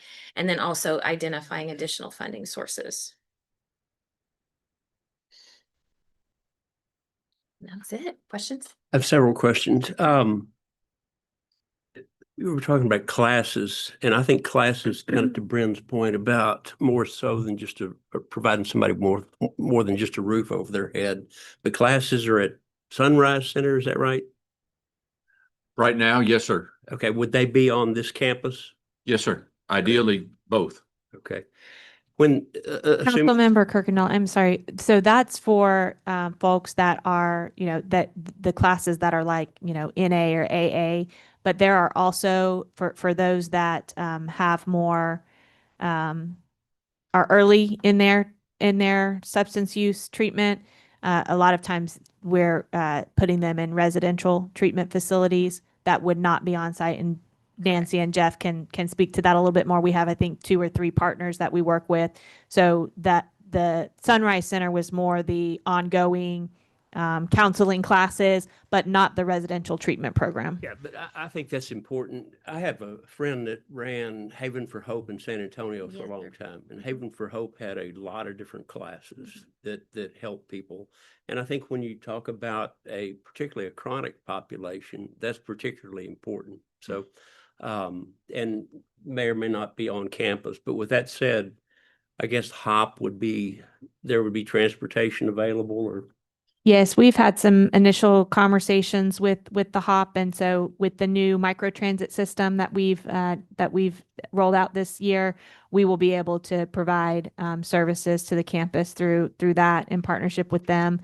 We can also talk about, as we get further along in the conversation, whether it makes sense for Feed My Sheep to have some type of dedicated Sprinter van or something like that they don't rely on the public transit system.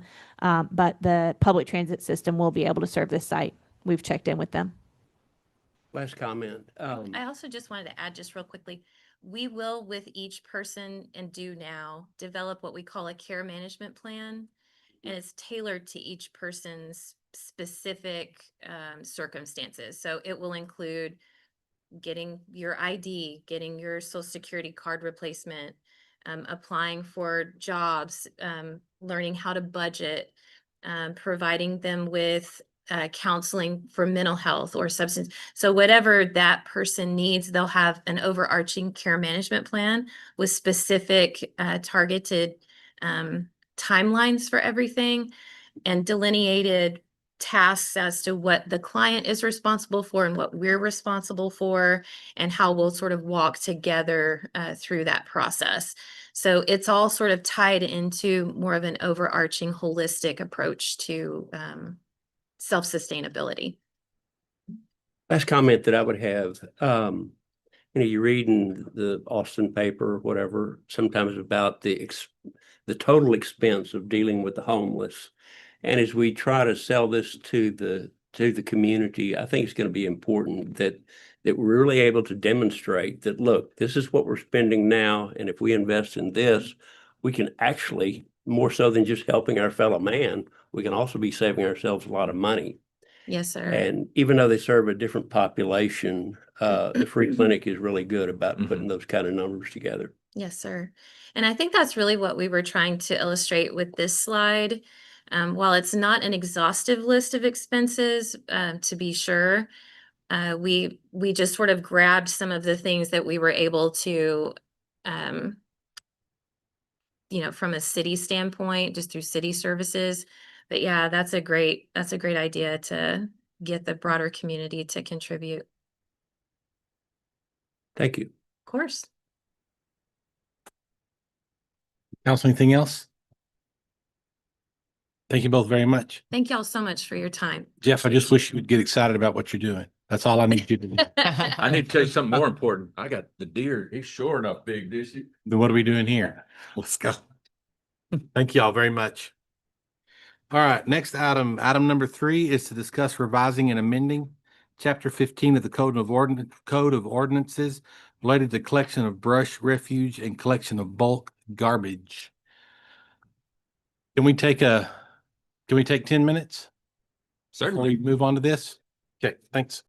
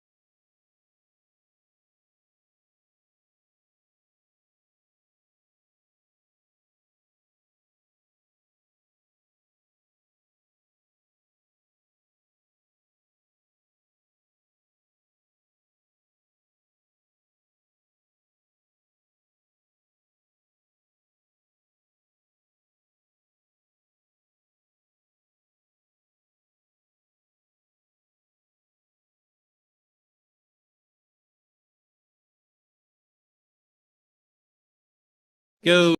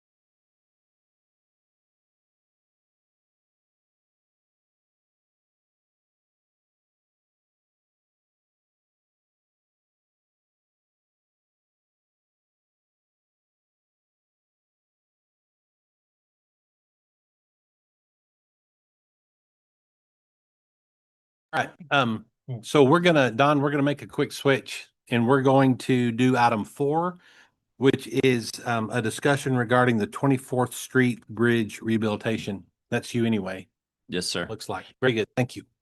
So we wanted to just kind of give you an update, explain for those who aren't already aware why the 24th Street overpass has not reopened after the recent pedestrian improvements. You're looking at one of the horizontal pieces on the pillars underneath the bridge that hold the bridge up. There's was some concrete that was noticed that was cracking. Just there's an area. This is called a bent. It's basically takes the weight of the bridge and distributes it to the vertical pillars. One of these is cracking on both ends. Pretty serious. Basically, we had somebody take a look at it, had a structural specialist take a look at it. They did visual inspections. They used a drone to inspect it, reviewed the as-built and the design.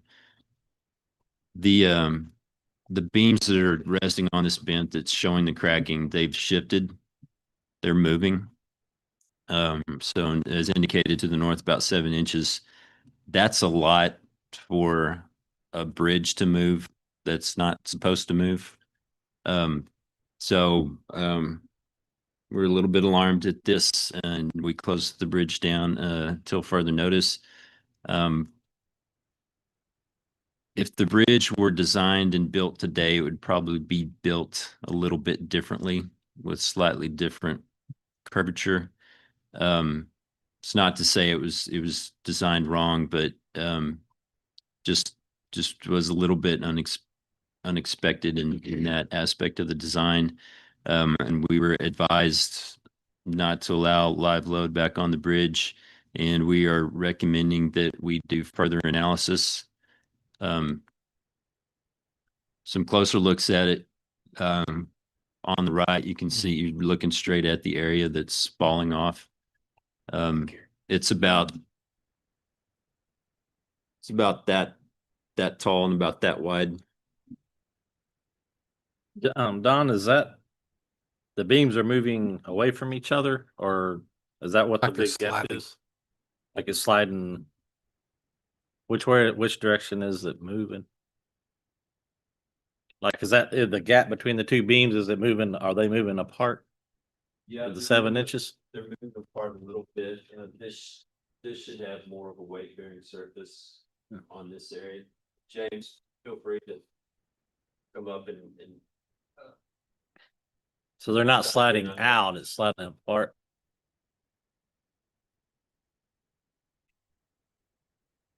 Mhm.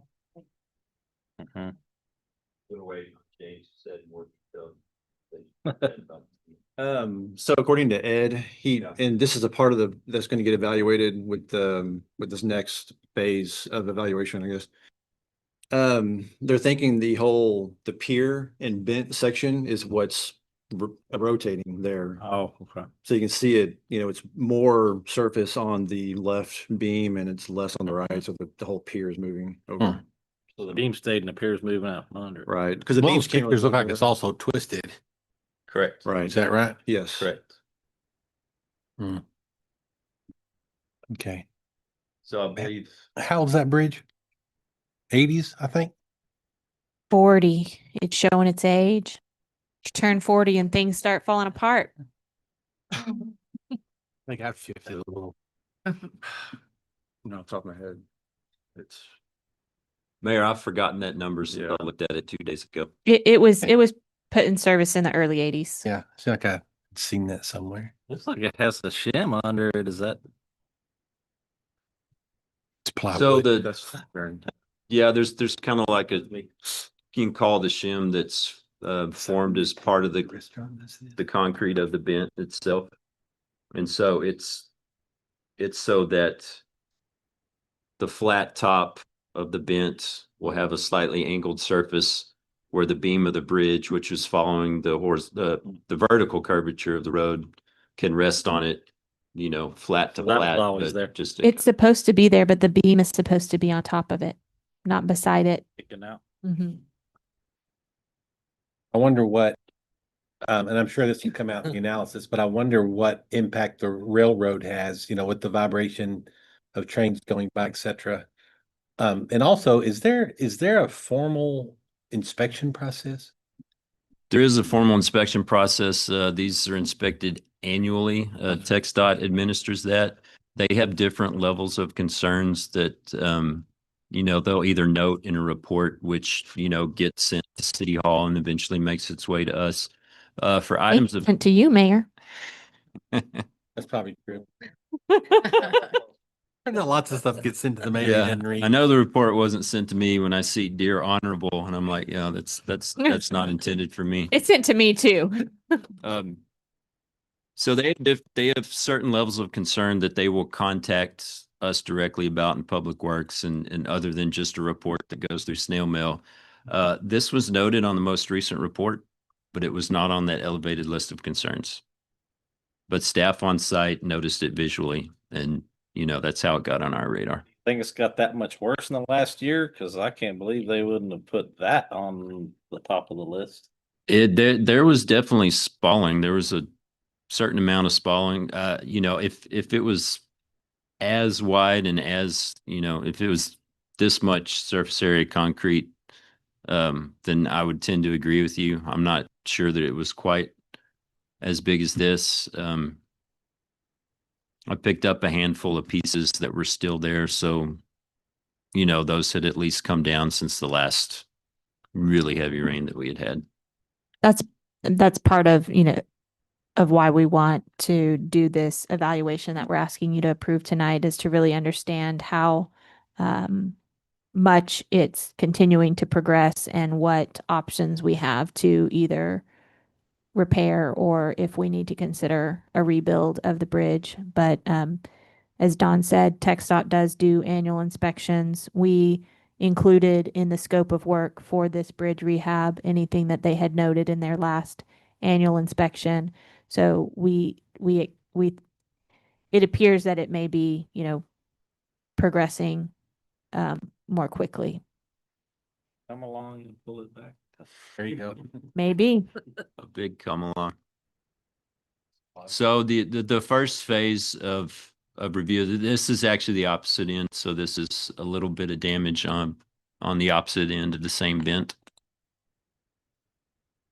So the consultant who looked at this said, you could probably do a temporary repair that would get you, a few more years. Don't know exactly how many years. And they gave a very preliminary estimate of what a temporary repair would be and a very preliminary estimate of what a rebuild of the bridge would be. But they said we can't really nail down those numbers unless we do some further analysis. So part of what Don, is it a TxDOT bridge? No. But No, city this is responsibility, this is city the bridge, city responsibility. It- TxDOT just TxDOT expects all bridges on system and off system. This is an off system bridge, so they have a responsibility for inspection, but no ownership or responsibility bridge to out help. responsibility. Yes. Got it. Mm-hmm.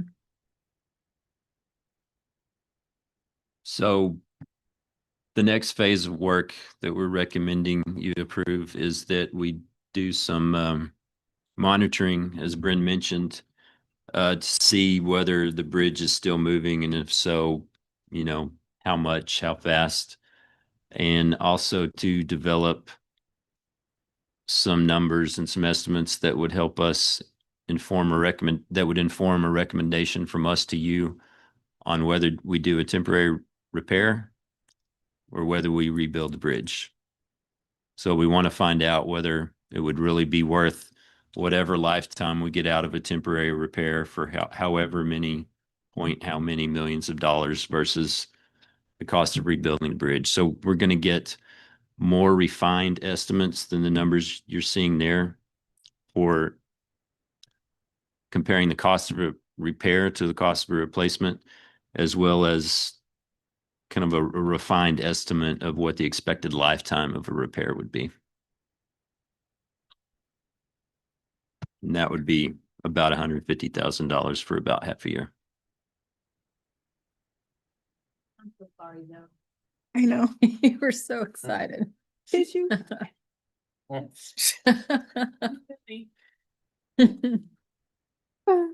good. So, close, so close. Railroad's been notified. Obviously. Yeah. And rail traffic is continuing, no changes. It is. I don't know if we know no changes, but they have been notified, and that's really in their realm. I don't know what, if any, changes they've made to their operations. Okay. Anything else, guys, gentlemen? Council, anything for staff? This is on the agenda tonight on the consent agenda, and I just wanted to highlight it for you because it's pretty significant, and it is going to result, as the Public Works team said, it is going to result in the continued need for the 24th Street Bridge closure to continue as we evaluate this, just until it's just not safe at this point. So we will keep you updated as we learn more. But, you know, assuming you approve this contract tonight, will give us the information we need to bring back a recommendation on how we move forward. I don't know that in my time we've ever had an issue like this. I mean, there's been some, some bridge concerns, but I don't know that we've ever dealt with something like this. There's a lot of things you want to be known for. Having a bridge fall on your tenure is not one of them. So I think Don said staff noticed it on a site evaluation. Staff is Don, so appreciate his eagle eye for paying attention and drawing, it to the appropriate attention and getting a structural engineer in. And it's not good, but it would be worse if we had just not known about it and let it continue to deteriorate. We've been busy with structural engineers lately. So. Yes. So the other two bridges, Avenue H and Adams, are those being looked at as well? We're going to take a closer look at all the bridges in town for sure. For sure. Okay. Thank you. Yes, sir. Thank you. All right. So let's, if there's nothing further, staff or council, let's move back to number 3, which is to discuss revising and amending chapter 15 of the Code of Ordinances related to collection of brush refuse and collection of bulky garbage. So on to something a little bit more fun. Is it though? So I've got the Assistant Public Works Director over Operations, Rafael Martinez, and Solid Waste Director, Justin Brantley, with me. And we're going to just hand the mic around as necessary. But we are recommended some operational changes which require ordinance revisions so that we can get back to operating within the expected service levels of what we're committing to. and as well as kind of address some problems we've noticed with the use of the service around town. And I believe Justin wanted to step in before we hop into the PowerPoint and thank some people that have been helping us recently with these collections. Yeah, thank you, Don. I wanted to help marketing team Heather Bates and her team for kind of helping us get all the communication out. It's been rough lately in solid waste, and I just want to thank them for that, and also customer care, Heather Mikulas and her team for taking all the calls and doing the heavy lifting with the public on that. IT, Kelly Brown, her team, for helping us with maps and getting all the word out about all our changes coming as solid waste as well. As y'all know, next week we're starting new residential routes for garbage and recycling starting on Monday. Legal for helping us go through chapter 15. Kathy and Jacob, thank y'all for your work on that. Purchasing for getting us a contract together for a that's on the agenda tonight for your consideration for a contractor coming to help us get caught up on brush and bulk. And then Transform Temple and Transportation for helping us pitch in and help us collect brush and bulk and try to get back on track. And also Housing Community Development for providing some staff to hang door hangers to get the word out as well. So it's truly a citywide effort in solid waste. And I want to just recognize the people that's helped us get there. So you want to go? You want me to do it?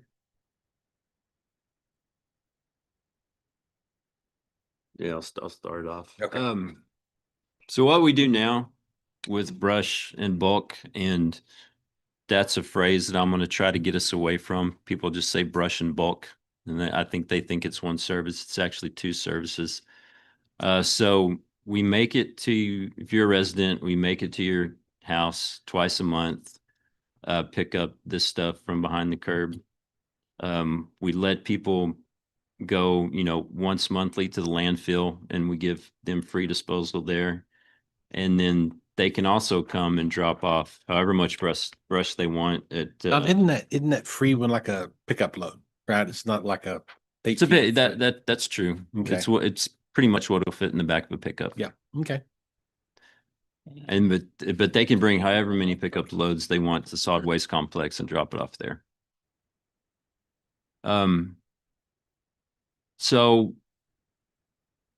bulky items, this service is really meant to give people a way to get rid of something that they can't put in their trash can. It's not meant to be a means just to be able to put something in a pile on the curb so that you don't have to bother putting it in your trash can. And it's not meant to be a stack of stuff that, really small items that could have been put in the trash can, but you put them on the curb, and it's supposed to be, really we see it as a means for people to legally dispose of something. They put it on the curb. It's just a big bulky item or some items, and it's not really, just a pile of trash, something that would make Temple not a beautiful place. But what it's really evolved into is people just see it as, oh, that's another couple of times I'm just supposed to put trash out. And they really don't think about the bulk, why is it a free additional service on top of your trash?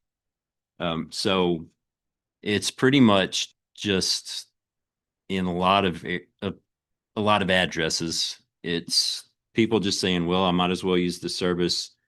They take whatever items and, they pile it behind the curb. It might be mixed with brush. And there are a lot of things that in these piles that really don't lend themselves to being picked up by a huge heavy duty truck that has to stop, put out stabilizing riggers, turn the power takeoff on so that the motorized arm is being driven instead of the vehicle's engine, and climb a ladder and then go through all that to pick up these items with, these huge claws. It's not meant to pick up, individual drinking containers. It's not meant to pick up glass that's going to break and either cause a mess or a hazard. So, you know, the intent of this service and the reality of what it's become don't really match up. Don, you said this, but just to say it another way, bulky trash service is intended to be for large items that can't fit in the container. It is not intended to be an overflow service for trash that you either that could otherwise fit in the container, but you've just filled it too full. If you're routinely having trash that can't be contained within your household's 96-gallon container, you can pay for an additional container at your home, but it's not intended for us to have an automated collection service where we use our normal trash trucks to pick up trash, you know, once a week, and then also come by and pick up manual trash collection of just whatever else didn't fit in the can. And that is what has it evolved to in many cases. Thank you. Well said, Bryn. It's a very good point. It's not overflow service for however many trash containers you have in your driveway. So what we want to do is we want to be not behind. We don't want to be late. We don't want to be telling people we're going to be there within a certain time frame and then not be there. And to do that, we really need to understand how many addresses need the service, how much is out there, how many truckloads it is, where in town it is, and what the drive times are. And another thing we want to do is, if right now the ordinance reads that you shouldn't put demolition, construction, remodeling debris in your pile, but if you do, we'll still pick it up. We'll just charge you a service fee. You shouldn't put brush into your pile. You shouldn't mix, you know, brush piles with garbage piles. That shouldn't be done. But if you do, we'll still pick it up. We'll just charge you a fee. So what we really need to do to be able to work within a reasonable capacity is not be dealing with these non-conforming piles. Yes, sir. Did he charge a fee? Yes, we are. But I mean, is that consistent? We charge a fee, except when we get so behind that our brush drivers are working overtime. There may be a couple days during a week here and there where we're working so many hours that those guys don't have the time to stop and take a picture and then forward it to their foreman. We're in mad scramble mode. We're not charging that fee. Otherwise, we are charging a $65 fee. Yeah, because you charge a fee to change behavior. Or to In a legitimize it as a perfect world. service, right? Pardon? Or to legitimize it as a service. I think Ralph has an example of a daycare in Germany that's, you know, they didn't want parents to be late to pick up their kids. So they said, we're going to charge you. And Sure. so the parents said, oh, okay, I get that much extra time for, you know, the $20 charge. So then it just, you know, it actually started happening more. So I think Unless that's the kind of, charge is so significant, it often doesn't modify behavior. It just becomes we are providing a service that otherwise should be provided by the for-profit sector at a cost. And that is one problem. If we're the cheapest option and you should be using a company for that, then we could actually be training behavior, not modifying it in the direction we're wanting to, in the opposite direction.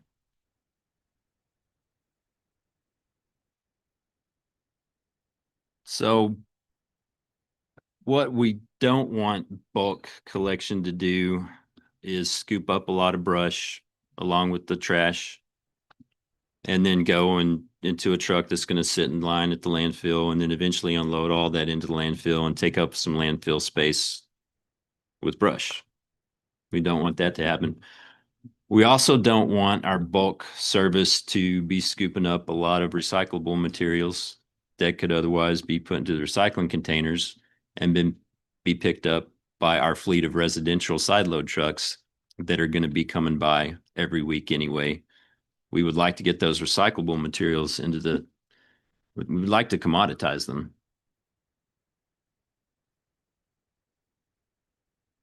So one way to get within a manageable service level is to reduce the service level.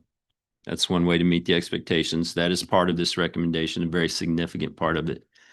I'm going to click through on this slide. I'm going to show you several examples of what happens when people know we're going to be there twice a month and they think, well, I have the service, city's going to be here, I might as well put something out.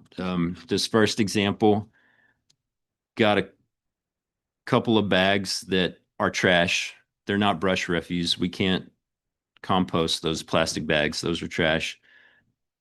Those look like they probably could fit into a trash can, you know, especially as Bryn was kind of alluding to, if you have the right number of trash cans. I don't expect people to pay us for 10 trash cans just for a few times a year that they're, going to have like a dozen plastic bags of leaves like this. And you're also looking at a cardboard box that somebody didn't want to just take the styrofoam out and throw away and then flatten it and put in their recycling container. Did I skip? Okay. I thought I missed a picture or two here. This picture is actually brush mixed with trash, mixed with construction debris. Those are 2x4s back there. And it also looks like it could have, I think I could have stuffed this entire pile into my trash can. These folks know we're going to be there and they make sure to put something out so that we stop and we grab something off that spot on their lawn frequently enough that there's a hole there. That's a cardboard box of some brush and some leaves. And, the cardboard box could have been recycled, but I mean, you can throw away leaves in that. But it's that, again, that's a pretty small pile. With our every other week service, we're encouraging people just to put out whatever they may have accumulated in those 2 weeks, even if it's only this much. And then we take the time to stop the big rig, stabilize it, put the outriggers out, climb the ladder, do the whole bit just for what I may be able to, instead of getting that with our truck. I mean, I could drive out there, I could grab it in one armful and just throw it in their trash.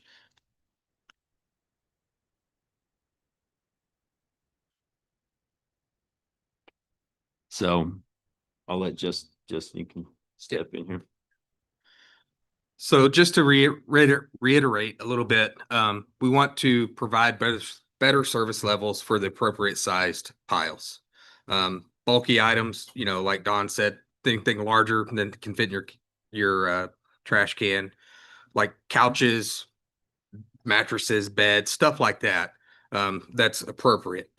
We want to work smarter within our capacity of our vehicles. Obviously separate brush from the trash. So go into the landfill. As y'all know, every year our landfill timeline is decreasing fast with what we're throwing in there.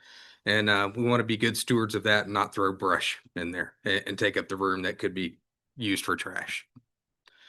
Want to get recyclables into the commodity stream for the same reasons, and just get small items into the right cans.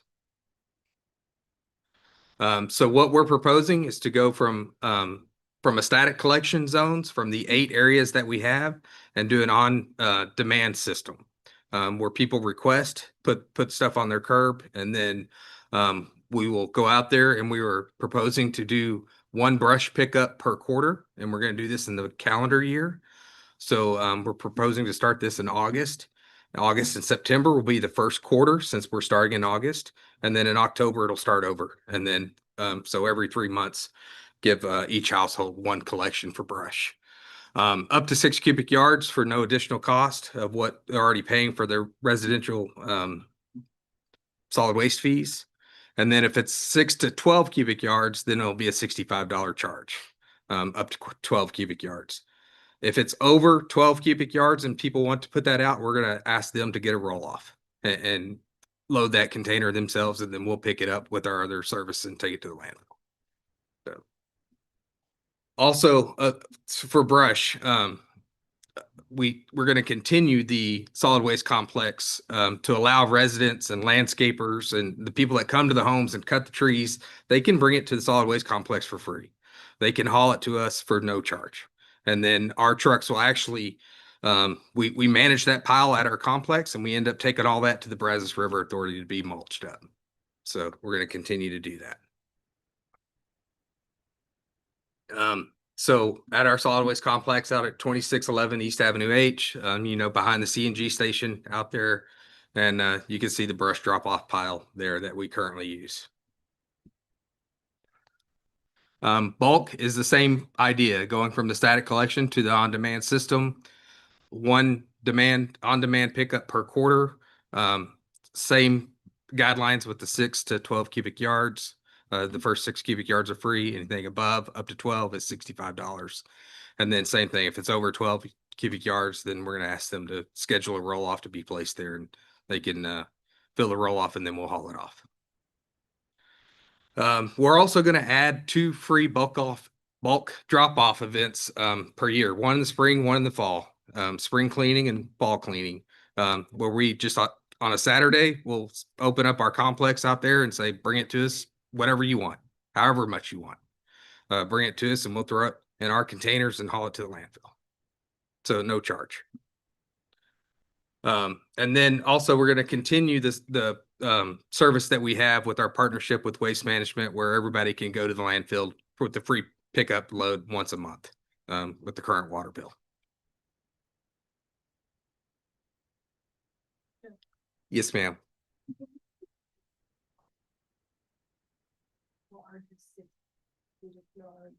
Well, Yes, 6 cubic yards is roughly 18 feet long by 3 foot from the curb, 3 foot tall. So that's a lot of material for 6 cubic yards. Of course, 12 cubic yards. 12 cubic Yep. yards. So 12 cubic yards, 7 feet high. And then 16 feet. Is that about the width of our conference room? Yeah, yeah. 16 feet wide. Count those ceiling tiles, There should 2 be- foot each. 2 foot, yeah. Yeah, that's about right. And then, so 7 feet high, 16 feet wide, and then 3 feet out here. So all of this. For free, once a quarter. So still a pretty good service. No additional cost. At no additional cost. $65 for that. For the no 12 additional cubic cost yards. for half of that. Yeah. And I should point out that customer care is going to be, if this is approved, customer care will be taking the calls and vetting the people, looking at the addresses, making sure they've not reached their limit of what they can do in a quarter and all of that. So it's going to be a partnership there between us and customer care. I bet they'll take a few calls that don't even have City of Temple solid waste service, actually. They probably, So that'll be their first question. yeah. Do you pay for solid waste services?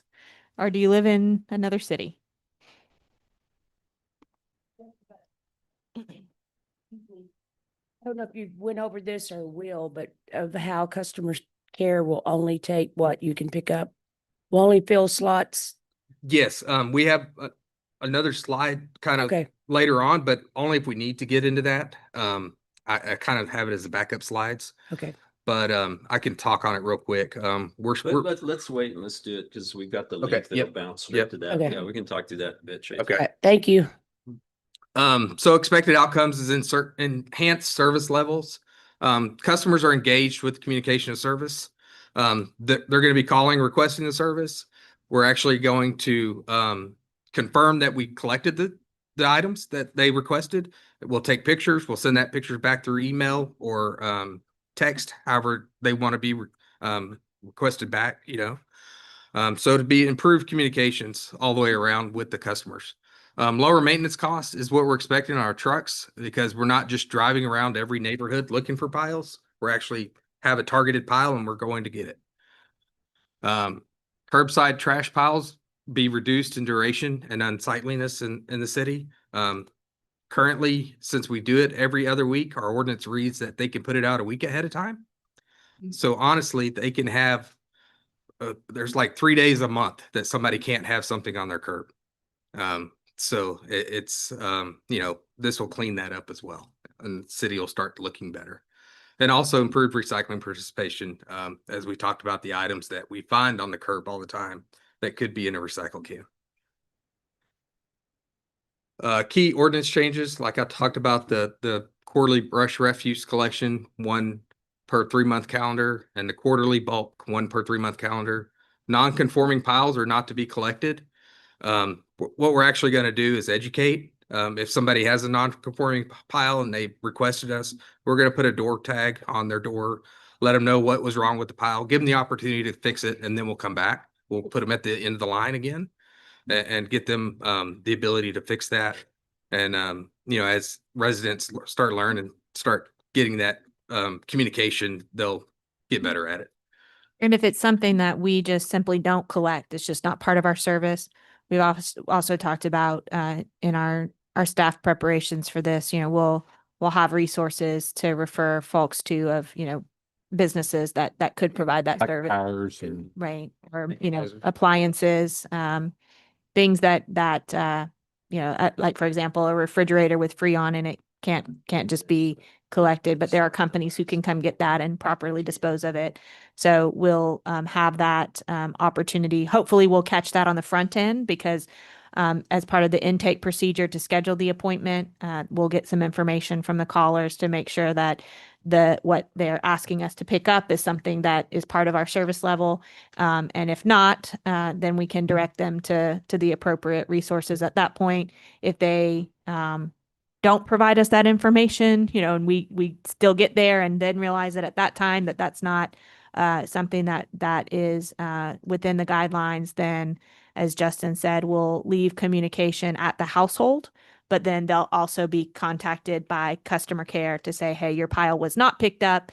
Here's the reason, and here's what you can do about it. Either fix whatever it is that's making it not be able to be picked up. It's too close to an electrical line. It's, mixed, whatever the issue is. Or again, we don't pick up that thing. Here's a resource for who might be able to help you with that. And then, as they've mentioned, kind of the last line of defense is that piles that are left out, that are not conforming, that don't follow the rules and aren't, they don't try to fix them and get them collected either by us or another appropriate service, become code enforcement violations. Another thing besides just the stuff that's in it that could make a pile non-conforming, if they set their pile too close to their mailbox or to their garbage can or their recycling can, or they put it too close to a guy wire, we've specified horizontal and vertical clearances for, so we can actually get in, grab the pile without having to get out and move it by hand, and without hitting anything that we're not supposed to hit. Try to keep our insurance rates low, and also without snagging the hydraulics on the grapple arm in guy wires and trees and so forth. So written into the ordinance, some changes that I'll kind of show you how we did it on the next slide. This is a key change. Like, it's an addition to the ordinance that you can't put small items into the piles. It should just be put into a trash can. And then a change with and that's the top picture, of course. The bottom picture shows some remodeling debris, and a change that we've made with how that's addressed in the ordinance, as well as mixed piles, is that material is just not allowed for bulk pickup. We do not want to be picking up doors and windows with that big grapple arm and figuring out how to try to do it without breaking these things. So we define brush refuse and we define bulky items with Jake's generous help from legal, much appreciated. Specified those vertical and horizontal clearances. And Jake also updated a section for us pertaining to alleys, because we are we're phasing out the 300-gallon residential containers, and we're still leaving that as an option for some businesses. Section 15-25, there's some state law that kind of restricts us from dealing with evictions in any but a very specific way. So that section is updated to be in accordance with state law, and then some other editorial changes. Happy to answer any questions before or after we bounce to a slide that may answer some Can you questions go that back Tracy to had. Don? Yes, sir. So under brush and refuse, it can be grass clippings, but it'd have to be in the paper bags. So, That's right. Yeah. and they sell, I've seen them out. They sell those paper bags, I think at Yeah. Lowe's and Home Depot and stuff. So you can put, sorry. Oh, okay. You can put grass clippings in a big plastic trash bag and put it out for us to pick up, but you know, however many of those you set out, that's your bulk trash pickup for that quarter. You can also bag those in something non-compostable and put it in your trash can. But if you want it to be picked up as part of your curbside brush refuse collection, then it needs to be in something compostable like the paper that Mike mentioned. Or you can put it into something compostable and take it out to solid waste complex and drop it off with us for free. So grass clippings that are bagged in non-compostable bags are not a non-conforming collection. We'll collect it, but if it's in a plastic bag, it counts as a bulk item versus a Okay. brush item. Mhm. Exactly. What about mattresses? Are Bulk we trash. still, so It's a bulky item. Yeah. does this help take care of mattresses when you take them to the? No, the waste management does charge a fee for mattresses, even for Temple residents. It's one of those things that all of our competing landfills, if you will, charges a fee. And we wanted to stop Williamson County and McLennan County residents from bringing their mattresses to Temple. So, waste. So Williamson County, Clinton County gonna get charged a fee just no matter what they bring because they don't live here. Right? Allegedly. Yeah, it's one of So they borrow people's water bills. Yes. yes. So when we pick them up in bulk and take them, does the city have to pay the fee to Waste Management for the mattress? No, Just the tipping fee. just our normal tipping fee.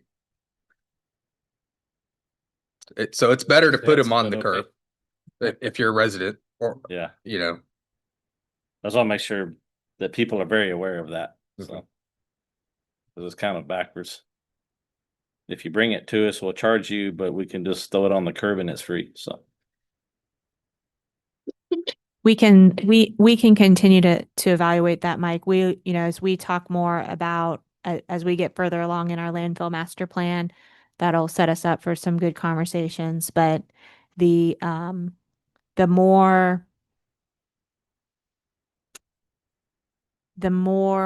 I don't even know the right way to say it, but the more open we are at the landfill, the more it encourages folks who are not Temple residents from coming to use our landfill because their home landfill, if you will, is more expensive or just doesn't allow it.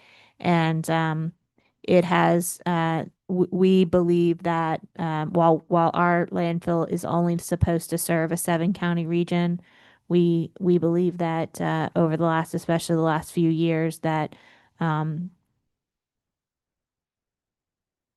there has been more and more waste outside of the 7-county region, and that is causing our landfill to reduction to be pretty dramatic. And so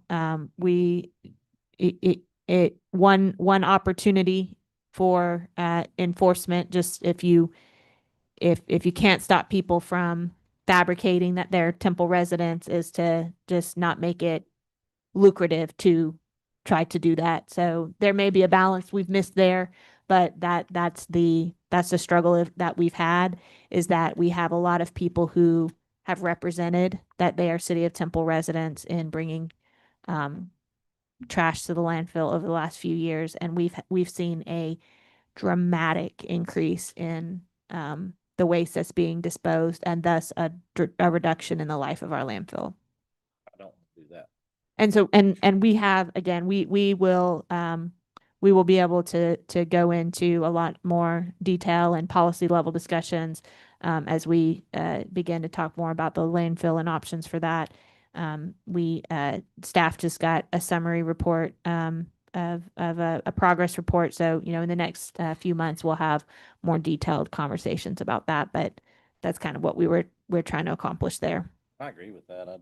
Besides, on that one item, I think education will help because Education could be key, and particularly in the early days.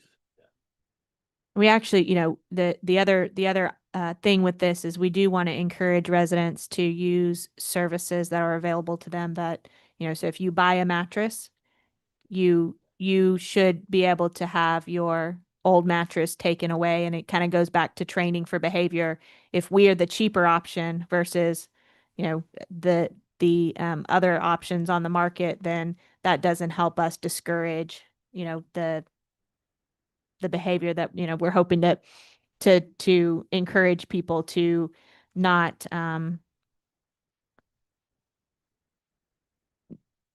to be mindful that, this is a community service that while we say a lot, it's free, it's really at no additional cost, because the more it costs the city to deliver it, the more it costs you and I as community members to pay for it. And so we need to be responsible with how we're using it, is my opinion. we also got the other cheap option is to go around the corner in front of my house on a old county road and dump it out on the side of the road. So Right. start charging that encourages that too, as well. You see mattresses and tires. That's right. And that's a balance here. balance. That's a balance here for sure. We actually talked about that yesterday in our staff meeting. Is we do need to be mindful of striking the right balance, because we want to make sure that there are a reasonable number of options for people to be able to dispose of waste, so that they don't feel like the option that they choose is dumping. You can't stop that. I mean, that happens right now, but we want to strike the right balance so that we're not facilitating that, but we're also not we're not at a service level that we're unable to meet. The plan is to move to the 96 gallon cans. The plan is to move to the 96 gallon cans citywide, right? Is that Yes. correct? Yes. One thing because I've had properties, that have the regular alleys with the large kind of communal cans versus and one thing that I've always noticed is people, it's not with the large cans, people dump stuff beside those cans in the alleyway that the bulk trucks can't get down, to get stabilized, et cetera. So is that something that y'all found by moving to the 96 gallon cans? Is there's less junk in the alley? There is, and the other reason that we're moving away from it as well is because those cans are harder on our equipment. Sure. It's a heavier lift for our trucks, and we have more breakdowns because of that. It's kind of counterintuitive. We're going to be lifting more times, but we're not lifting the weight. They can get pretty heavy because you can fit an engine block or a transmission. And we've had in those in our with trucks, round and cans. then our packer breaks in the truck because somebody put something very large in a can. That's the problem with the communal cans, is there's just a lack of personal responsibility around them, whether it's piling around them or what you put in them or how much you use them. It's a problem. Yeah. Okay. Very good. It also allows a lot of illegal dumping. You don't see it as much because people can just drive the alley and fill them up as they drive down, instead of throwing it on the curb or in front of Mike's house. They could use that, but that's really theft of service as far as solid waste is concerned. What is your turnaround time, expected turnaround time for compliant brush or both that are properly handled on demand, but say I call and say, okay, I've got some stuff. What kind of turnaround time we're looking at? It's a great question. We're gonna be giving people a week to as they call, we're gonna say this is gonna be your week of collection. And then we're gonna refine it as we move in. It's something, it's gonna be a little bit of learning curve as we go. To see how many people, we don't know how many people are gonna call the first time, right? Or say, I need this next week. But we're gonna take so many slots a week and fill up our slots of what we think we could get, picked up for the next week. And then it'll just continue to build. Yeah. Just reading the ordinance is scary. You think about once a quarter and you go, wow, is this stuff going to sit out here for a quarter? Yeah. We don't think that'll happen. I think that we'll probably get to, at least initially, we'll probably get to stuff definitely within 5 working days for the first big round of people. Like another thing that's accompanying this is a contract with a company that specializes in debris cleanup that's going to be doing a citywide sweep from west to east. And so as we'll be educating people, the very thorough campaign to let them know that the ordinance is changing. The city's hired a contractor to help out to get the city just a good thorough cleaning. And, I think that's going to help a lot of these folks that just have a ton of stuff that keeps going out every other week. And so as long as we make people understand that it's their quarterly pickup and it has a limit on the amount of stuff you can put out in your pile, I think it's going to work. Don, you may have said it earlier, and I think I remember you doing it, but I don't remember the answer. If people call for a pickup and you come pick it up, and the next week they start putting stuff out there and stacking it up over a quarter, is there something to? Is that code enforcement? It's code enforcement. It is. If a pile, another non-conformance of a pile is one that's just put out there and not requested to be picked up. So they can't just start stacking stuff up and not they ask can't it to be request another picked up. one, so that makes it non-conforming. I'm glad you asked. I was going to ask, code enforcement, unfortunately, at least in the early days, is going to be important. Do we have enough code enforcement people? No. I thought you'd say that. So we'll talk about that on July 11th in our budget workshop. And I say that a little bit in tongue in cheek. No. As we are growing, and we do need to talk about what service levels we want throughout, all of the areas that we provide service for the community. I do think that code enforcement is an area that we need to consider adding resources to. And so they are certainly going to be an important part of this program, as is our communications team. In addition to the 2 operating departments that are going to be most closely supporting this effort, which is solid waste, who's going to be doing the collections, and customer care, who's going to be scheduling the collections. But then, for example, you also have fleet services, which, we need to make sure that they're equipped and staffed and resourced to be able to provide maintenance for our trucks. So I look forward to having that conversation on the 11th as we dive into budget and where we need to consider resources. As we grow, we have needs in a lot of different areas of our organization. I should know the answer to this question, but I don't. So this is not this is a legitimate question, Don. So Please don't ask me who the Public Works Service Center is named after. No, I won't ask you that. But so right now, residents they can set their items to the curb. I believe you said it's 7 days prior to their scheduled collection date. What is there a timeline in the proposed ordinance for how soon something can be set at the curb in advance of the scheduled appointment date? There's not a requirement that they have to have it out so many days. They won't be we won't be taking in a requested pickup date.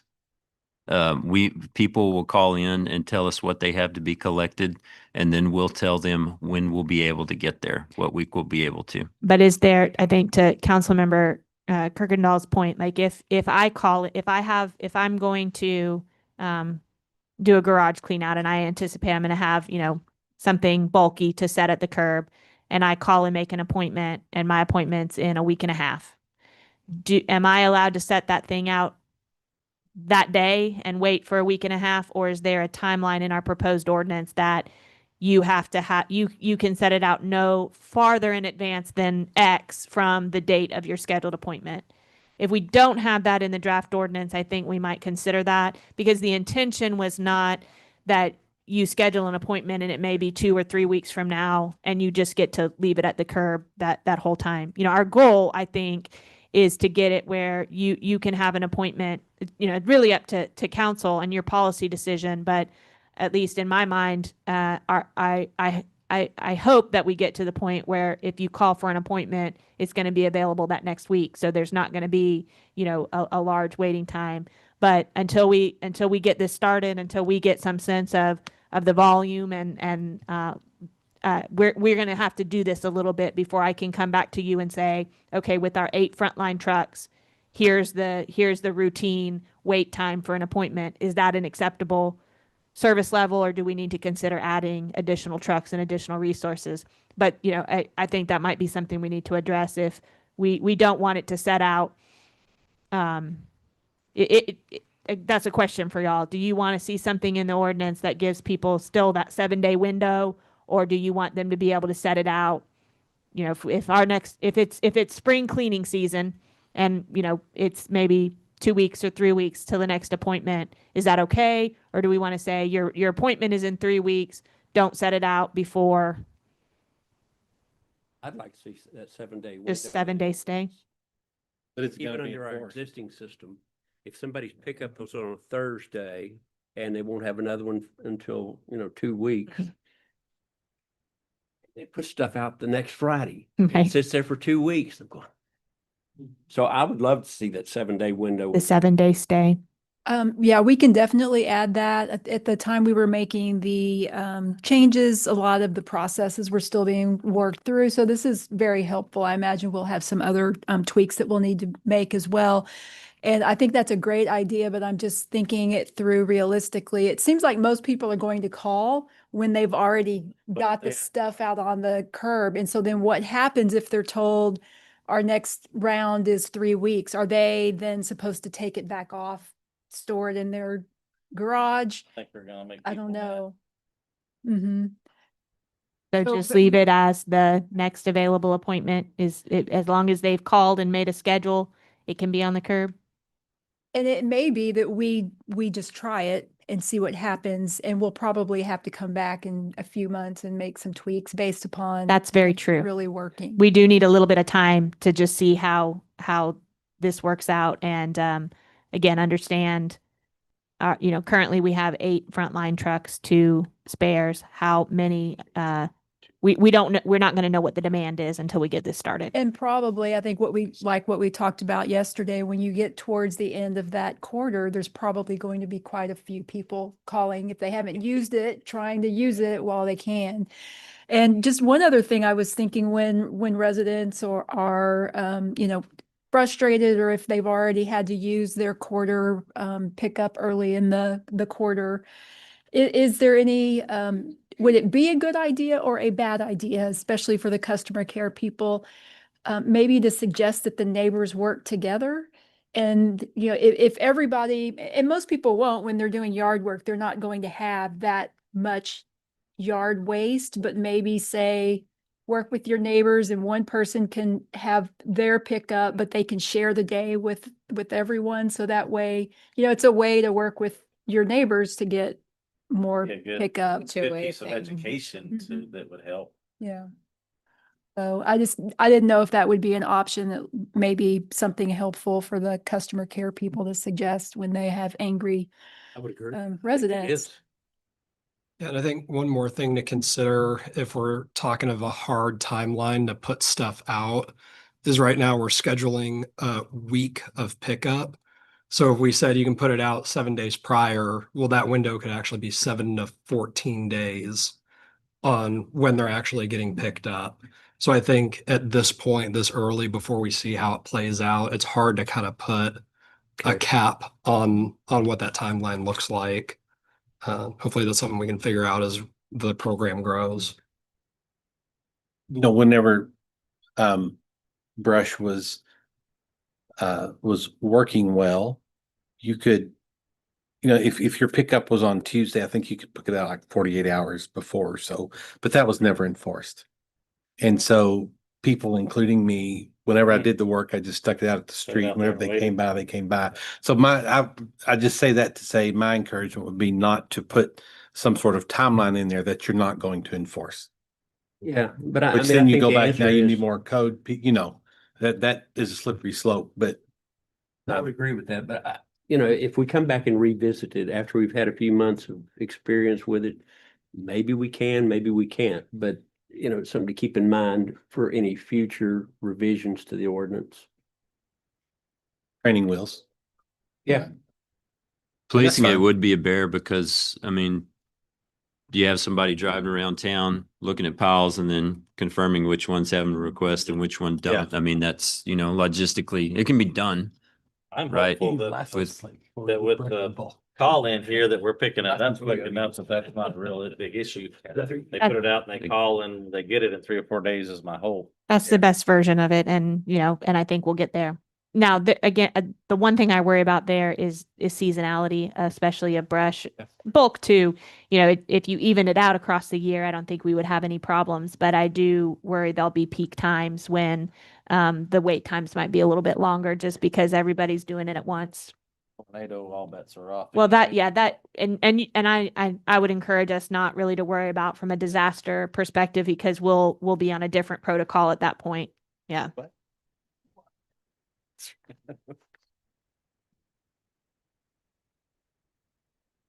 There are no other questions on that aspect of it. I was gonna go to the next slide where we can bounce to something addressing customer care and,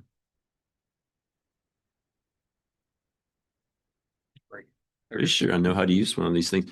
Kelly, can you click the icon on the lower left? You do lower. He did lower right. Look, Kelly, if you put your hands up like this one looks like an L. That's what I have to do. Always north. I don't know. Let me think This- about this- that. this is the- That's east. Yeah, it's just now Harry. registering all my clicks. Okay. I believe we have Heather Mikulash online, so if she wants to jump in, we'll let her. Otherwise, Justin can speak to this. Oh, okay. You need this slide or? Next one? This is just kind of showing you the timeline of what we got, and I can't read it from here. So, but basically, today we're July 3rd.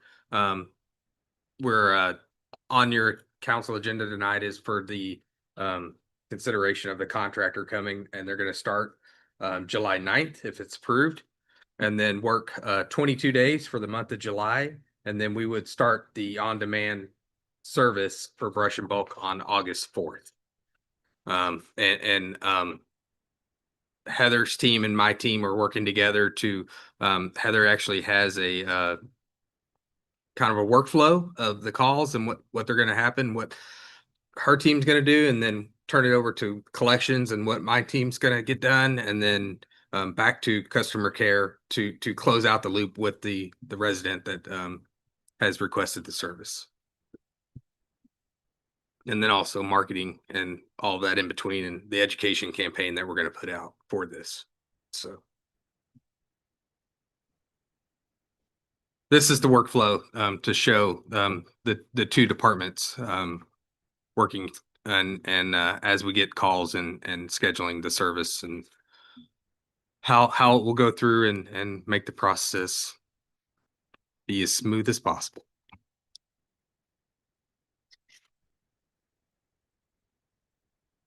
So to answer Tracy's question, the request comes in, customer care team enters this all in the database, engages with the customers, educates them. They generate a schedule Initially, we're going to be assuming a very conservatively low number of available brush trucks. So they'll be generating the schedule based on assuming we can do a certain number of pickups per day. And they'll generate that schedule. They send it to solid waste. Solid waste gets it before the end of the week. And then by the end of the day, at the end of the week, then they generate the routes with our routing software. So Tracy, did that answer your question? Yes, and I think maybe just to summarize or say it another way, customer care is not going to make more appointment slots than what you could pick up in a week That's correct. based on your available fleet. And that But- we're gonna start at a conservative level and then That's right. again. We're gonna learning, crawl tweaking. before we walk and walk before we run. Yep. Is kind of what we're doing. So So said in an even different way, what I've communicated to the team, and I think they've worked really hard to get here, is when a resident calls in for a pickup, we give them an appointment and we make that appointment happen. So we don't overpromise and underdeliver. We are going to make sure that we only schedule out what we can meet that commitment for. and back to the scheduling, I want the residents and we'll educate this, but I know some people are gonna put stuff on the curb and then call. But I want it to go as they call first, see when the availability is, and then put the stuff on the curb. If we can educate the public to do that, then we will win for sure. I want to talk a little bit about the Ralph, you have a fun name for it. Operation Grapple Gauntlet.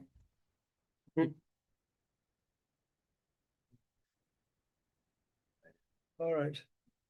Well, folks, welcome aboard. Mr. Kirkendall. Is that? So yeah, we gave it a name. We just wanted to convey some urgency. We talked about the contract for the citywide cleanup. And we also talked about the changes in the ordinance. Well, how are we going to get this done? So this is the internal portion of it. This is what we're doing in Public Works operations with in terms of the Fleet Services Department or Division and Solid Waste Division. So the Grapple Gauntlet and the objective here is simply the bottom line is to get 10 trucks, 10 of our Grapple trucks, fully operational, fully maintenance, and ready to go. We have 8 drivers ready to put in these seats, but we will have 2 trucks that are going to be used on a standby basis and just in case. And as of right now, if I'm not mistaken, we have 3 of those trucks that are ready to go now. We're going to maintain those guys and baby them throughout the whole operation, just in case we need to shift gears. So getting to where we are now, this is what we're doing right now to prepare. Is a fleet assessment that's gonna entail just exactly what it says. Let's see what's going on. Today, our operations manager and over in fleet received from the solid waste department a full assessment of what the operators are seeing in these trucks. So they're ready to go. Parts inventory, all parts have been ordered. And when I say that, I mean oil filters, oil, hose material, tires, wheels, and so forth. So all that inventory is ready to go for these trucks. And workforce planning, we've assigned teams, their special teams, based on their specialty and where they're strong. These are the guys that are going to be working specifically on grapple trucks during this time. And they're the ones that are going to be probably doing the overtime and extended hours during this operation. So while the contractor is out, that's, if approved, while that's going on, this is what we're going to be doing in the background. We're going to be getting these trucks ready. During the contract period, again, we're going to take advantage of some of our surplus of personnel. So if we don't have 8 of our drivers out there in grapple trucks because we have a contractor out there, those 8 drivers will be available to do some one-on-one with the mechanics. You know, just this is what I hear, this is what I see when I'm driving. But they're also going to be available to go and tackle those 300-gallon bins over in the alley. So we're still doing that. You know, we're still switching those out. That's going to give us those extra hands to do that. So final inspections are gonna that's something that's gonna be that we do when we affix a vehicle, but this is gonna be a little more detailed. It's gonna our hope is to have the brush and bulk foreman there, or the grapple truck foreman, the mechanic, and the operator to do you know, QA/QC and say this truck is ready. You know, everybody gives it a thumbs up. We're looking at doing some road testing and taking advantage of the drive pad over at the fire training center, where we can drive that truck around, actually deploy the grapple, make sure that that's working, maybe do a couple of lifts and bring it back, and then, you know, just give it the stamp at that point. Communications plan, again, this is an internal plan as of right now, and for the past, you know, few months, Fleet Department and Solid Waste, they'll meet on a weekly basis to discuss progress, discuss what they're seeing, or any things that are, you know, any surprises. We're meeting, or we're giving the assistant city manager at this point a daily report on brush and bulk. Once this operation starts, it'll probably be more weekly on the grapple trucks, because we'll be getting that information back from the contractor on a daily basis anyway. Documentation, that's the faster logs. That'll all be digital logs and put in there by the technicians. And we'll also be checking in with the contractor, and of course that's going to be coming back to you folks.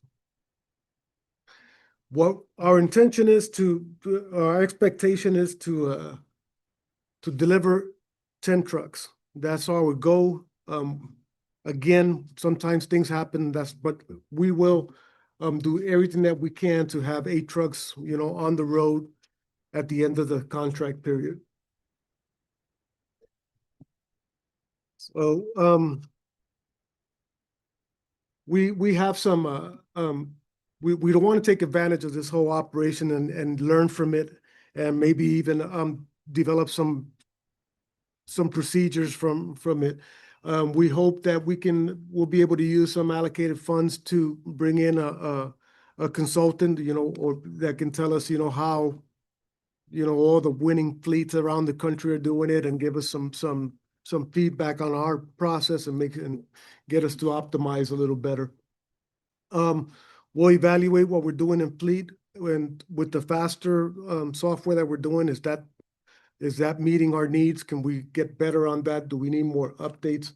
And we'll be putting together that implementation plan that'll get us more institutionalize our changes and make it, this is the way we do things. So we're hoping that not just are we going to get a city-wide cleanup and get our trucks ready, but we're going to learn enough to change some processes and improve. Everything there's risk assigned to everything, anything that we do. So when we were brainstorming, we did a little bit of what ifs, and these are the top 5 that came up. And that's parts and orders, you know, ordering parts, purchasing. There's always a delay in those things. We've been seeing some lead times that are extended. In fact, we spoke to a vendor that delivered one of our new trucks just too long ago and told us there was a 70-day lead time on a PTO. Wow. You know, 70 days. So that's a hazard, and we consider that to be a high risk. So when I say here that one of the mitigation steps that we'll take is to use a non-approved vendor, I'm not saying we're going to go and, you know, meet the guy in an alley with the trench coat and buy, you know, stolen parts from him. But, you know, so we do have catalytic converters. Yeah, exactly. But we do sometimes we have vendors that are not in our approved list. Yeah. And at that point, we'll have to go through that procedure and jump over all the hoops and red tape and get that done. Ralph, is part of the process Mhm. You're going, Davis. I don't even know why you're asking this question. Of course it is. I hope it is. Now that I Uh-huh. said that. Just But gonna as say part of the yes. process, identifying those long lead time parts and then ordering those to Mhm. have those sitting on a shelf Yes, sir. in inventory enough to Yes, sir. cover half the Mhm. fleet or whatever the. Right. To give you an example on that particular asset that we purchased and has a 70-day lead on PTOs, we've already ordered that PTO. You know, we don't, so we're trying to get ahead of it as much as possible. Is the And- fleet all new enough or all in the I guess maybe a right time frame that most of the parts are interchangeable, or we have 10 trucks and it's really 7 different part lists? Right, we're trying to standardize as much as possible, Yeah. but to each one of these trucks is made to order. Even we can come from the same manufacturer and have, you know, each different truck have a PTO. different PTO. So we see that a lot. We've actually visited with one of our or two of our manufacturers, and that's one of the things that we conveyed, that, you know, we're seeing, you know, a lot of stuff that's different between the trucks, and that's kind of hard to stock and it's hard to predict. So we Ralph, uh-huh, if I sure, could. uh-huh. I don't know if y'all caught that, but the 70-day PTO Mhm. is the brand new brush truck we just received. Right. So we haven't put that in service yet, Mhm. the one that's on the council agenda tonight. Right. We received the truck already, but we asked if the PTO goes out, what's our lead time? 70 days. So we've already ordered that PTO before we put the truck on the road. Right. That's just. And to be clear, the PTO is not out. Right. No. It's just, we identified that if something happened, it would take 70 days, so go get one and put it on the shelf just in case. For brand new. Yeah. Yeah, right. So, you know, Because that has happened too. I just wanted to be clear know. that in this case, that did not happen. I think that we've received 5 trucks and 3 of them are already out of service for various reasons. This is sensors and electrical components Yeah. and things like that, but they're Mhm. all running right now. Yeah. Yeah, so, you know. Roll up just- windows on them. Yeah. Yeah, that's exactly. just how it goes.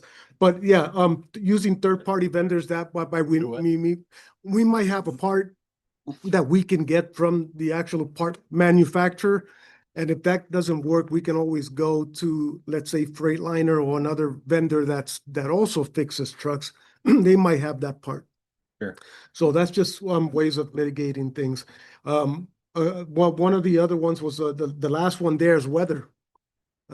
You know, and weather's not going to keep us from fixing the vehicles. But if we have a windstorm or, you know, anything that's not unheard of here, we might even lose the contract. At that point, we're going to have to just go ahead and dispatch and deploy whatever resources we have to do that. So that's the risk management plan there. We hope we don't have to, you know, deploy the plan at any time. We have a full expectation of getting these 10 trucks on the road. And with your support, we can do that. So any other questions? You ready? No, thank you very much. Thanks for all the work you put into this. I'm excited to Mhm. get some of this stuff going. Well, the frustration level in the department's very high. What's that? So I know that y'all are very frustrated with this process. It's Oh, it been a is. long It's but year or that's what two, we so signed up for. So amongst everybody, I Mhm. appreciate the rethinking, sort of the reimagining, and seeing if there's just a better way to skin this cat, that's because right. Mhm. we need to do something. Yes, sir. So thank y'all. All right. Thank you, Mr. Mayor. Yeah. All right. Mayor, before we go, I just have one more question. There was some more discussion yesterday about the proposed effective date is July 18th.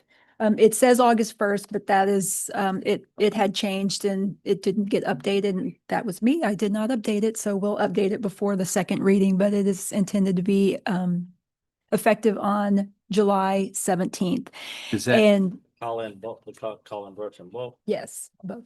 And the question was, since we will be, if presuming the item passes today for the service to come in and begin the sweep from, I think, west to east, we're presuming people will start calling in and trying to schedule services maybe, and they wanted to be able to go ahead and start scheduling them to start, you know, after the 17th or after the 18th. They wanted to make sure that it was okay to go ahead and start scheduling people and using that, not using the service, but acknowledging it and scheduling in accordance with the ordinance before it's effective. So I said I would check and make sure that you had no concerns with them going ahead and talking to the community as if it's already passed and scheduling those pickups for those dates, So it into the would be effective future. July 17th, July 18th. July 18th. okay. Yes.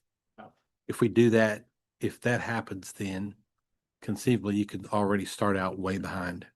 Yeah. No, they won't be scheduling I think the plan, if I'm correct, is we have the company, Ceres, that's supposed to come in and they will start on the Yeah, 9th. basically the messaging is we're paying so much money for a contractor to come in and do a citywide sweep of all the stuff. Now's your chance. Here's the pattern. We'll be taking calls to, schedule pickups, starting on August 4th.